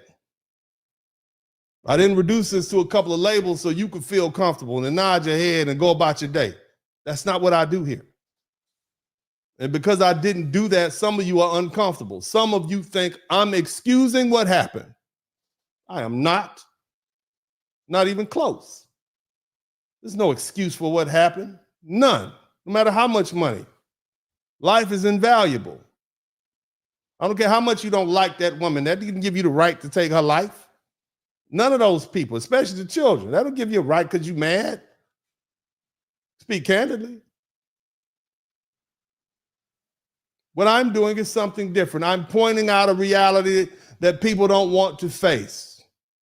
Any man, that means you men listening right now, whether in this live or rebroadcast, any man under certain circumstances is capable of breaking. And that's the truth. And when you combine extreme pressure with access to lethal means like firearms, the consequences can become immediate and irreversible. That's not about blaming guns. I'm not about shifting responsibility. I'm about recognizing how fast a situation can go from conflict to catastrophe when everything lines up the wrong way. And I know that's not what some of you came here for. You thought you were going to get something that feeds your universal narrative, something that reinforces what you already believe, something easy to digest. You thought you was going to get some baby food. Gave your ass some rump roast up in here, didn't I? You got something bitter, too. You thought you was going to get something sweet. Gave you some turpentine. Something that forces you to think. Something that makes you reassess how people behave under pressure and how we all contribute to the environments that create that pressure. Now, let me say something else, especially to the people directly involved in these kinds of situations. Stop escalating the conflict. If a relationship is breaking down, stop arguing nonstop. Stop threatening each other. Stop getting in each other's face trying to prove a point. Stop using the system and weapon in a way that inflames the situation instead of resolve. I'm going to call. Yeah. Because you don't know where the other person's breaking point is. You don't know how close they are to losing control. And the family members, stay out of their business. Unless you bring in peace, stay out of their business. Too often, people on the outside make things worse. You don't know what's going on in that relationship. All you're doing is adding pressure, they're adding commentary, trying to be picking sides, and they using what you say against the other one.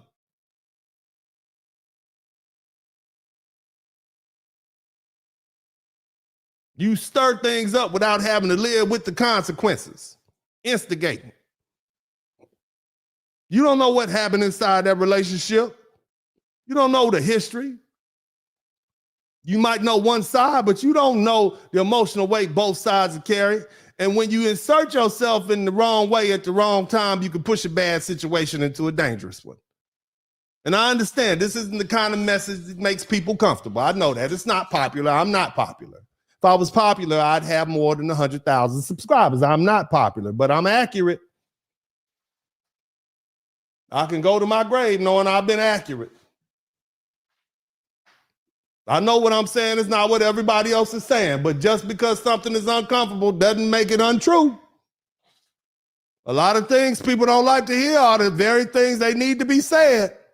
Because if Ann, one of them was my daughter, they wouldn't have been dead right now.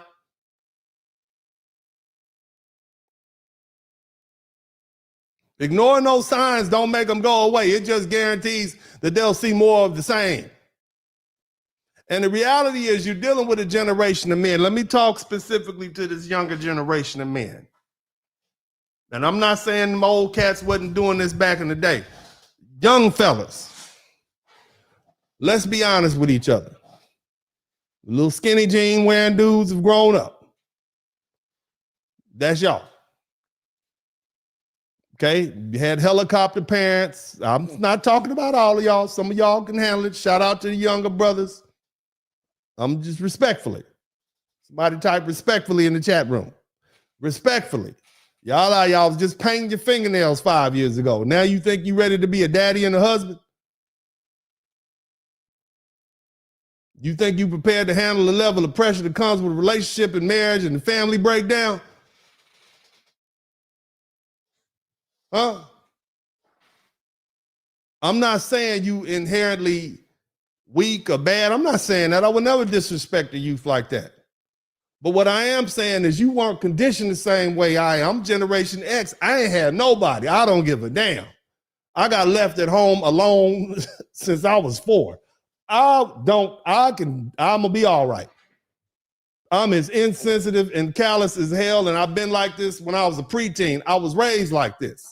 Whatever happens, happens. I don't give a damn. Sorry. And the people that came before me gave less of a damn. Okay? I don't even think our parents really liked us. You understand what I'm saying? We just kind of happened. But some of you all cross conflict emotionally, but you still have the physical capacity and determination to act on that emotion in ways that are irreversible. You're not equipped to absorb the loss in the same way. And see, that combination, emotional reaction with the force to act, is dangerous. That's what happens when you have a man who was raised by a woman who has the physical capacity of a man, but the conflict resolution skills of a mom, the mom he was watching. I love you all. I love y'all. I love the younger generation, millennials on now. I love y'all. But y'all not built to play this game. And that's across the board, all races.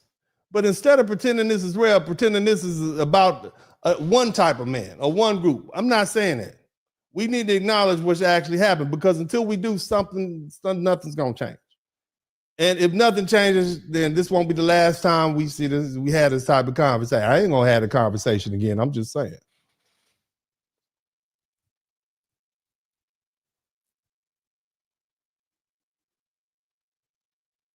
Now, before we get out of here, I want to leave you all with this something constructive, because this conversation should just end with analysis. It should lead to a direction.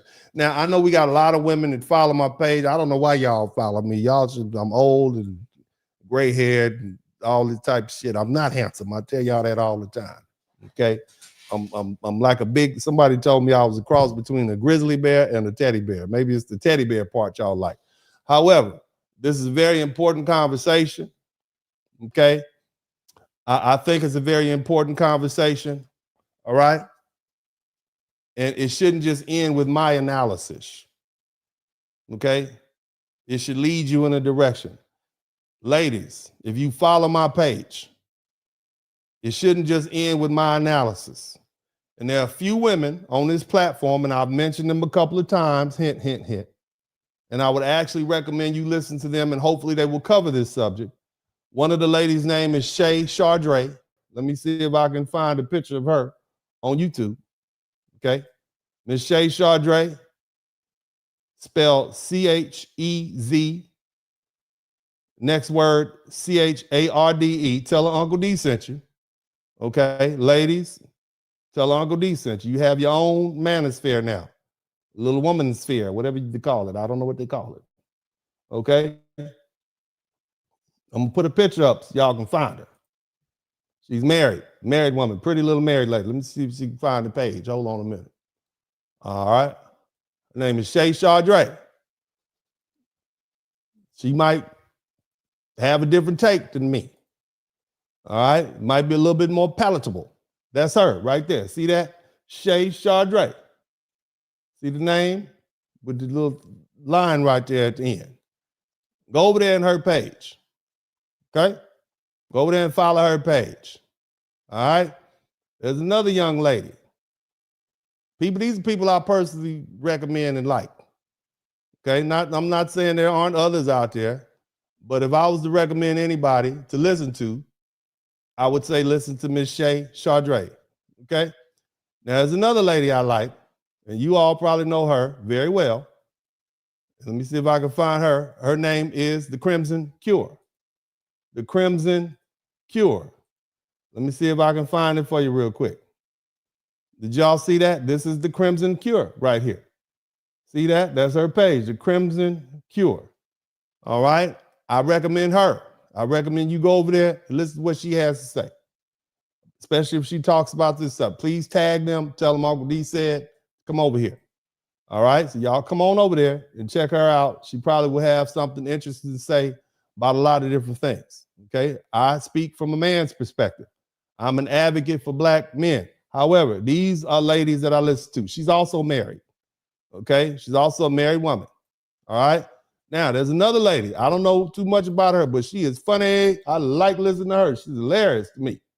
And she talks a lot of sense. Okay? Her name is Messy Michonne. I like the name, Messy Michonne. This is Messy Michonne right here. Okay? Do y'all see Messy Michonne? Tell her Uncle D said, hey, y'all go over there and subscribe to her page. Bottom line is, so we got that, Shay Chardre, The Crimson Cure, Messy Michonne. Y'all go over there. They will give you from a woman's perspective, because he might be mad at me. All right? I'll go okay with you being mad at me. I'm talking to men. I think the men will agree as to what I'm saying. Maybe what she says, what these ladies say, and they come from three different perspectives, three different parts of the United States, but they have some common. I like them. I listen to them. Okay? But these women whose content I've come across over time, I'm telling you, if you're serious about understanding these nuances and complexities and relationships like this that are not always black and white, go on over there and check them out. Okay? And that's to the ladies. All right? And stay subscribed to my channel. Don't leave me. Don't you leave me, but you definitely should subscribe to those sisters over there. Now, the reason I recommend is simple. I can sit here and say everything I've said and stand on it is accurate. But the reality is, for a lot of people, a lot of ladies, and some of you men too, because you were raised by women. I'm just saying, you don't want to hear what a man has to say. I understand that, fellas. You got mama and you keyed in to listen to what women have to say. You would listen to that woman more than you listen to me. Those women could say the same thing I say, and you more inclined to listen to them. And I'm okay with that, long as you learn. Uncle D is about to learn it, baby. Okay? Uncle D wants you to learn something, baby. I want you to know what you need to know so you don't crash out and go crazy. All right? That's what I want. All right? Now, again, a lot of people, it's easy to hear these things coming from a woman's voice. It's more palatable. It lands differently. And sometimes that's what is needed to actually get through to people. I'm not doing this for a popularity contest. I'm doing this because I'm trying to help my people be better. You understand? And what you can't get from me, you can get from one of your aunties over there, one of those sisters. They'll tell you. They probably say some of the same things I'm saying in a different way, more palatable. I've been around YouTube a long time, long enough to know who's making sense and who's not, who has integrity and who doesn't. And these women, okay, they're not only intelligent, they're entertaining, they're funny, they're talented, and more importantly, I believe they're good for our people. You understand? They're good for all people. They're good for black people, white people, Hispanic people, but I truly believe they're good for black American people. I've listened to them myself, and when I have time, they've earned that level of respect. I've even contributed to the campaigns. I don't give nobody no money. Y'all don't give me no money. I don't give nobody no money, but to those ladies, I've donated to them on a regular basis, and I thank them oftentimes for their time and energy. So I would encourage you to go check out their platforms and take time to hear different perspectives, especially ones that are grounded in reality and not just emotion or fantasy, because the more we expose ourselves to truth, even when it's uncomfortable, the better equipped we are to make decisions that don't lead us down the same destructive path. I hope, prayerfully, I hope this content, okay, and content like this can help guide some of you on your journey through life and help you avoid situations that can spiral out of control and ultimately help us reduce the kind of outcomes we talk about today. Now, with that being said, I thank you all for your time. I appreciate you all. God bless you all. And as I always say, I said this from a place of love. And that's about all I got to say. This is Uncle D, and I'm out.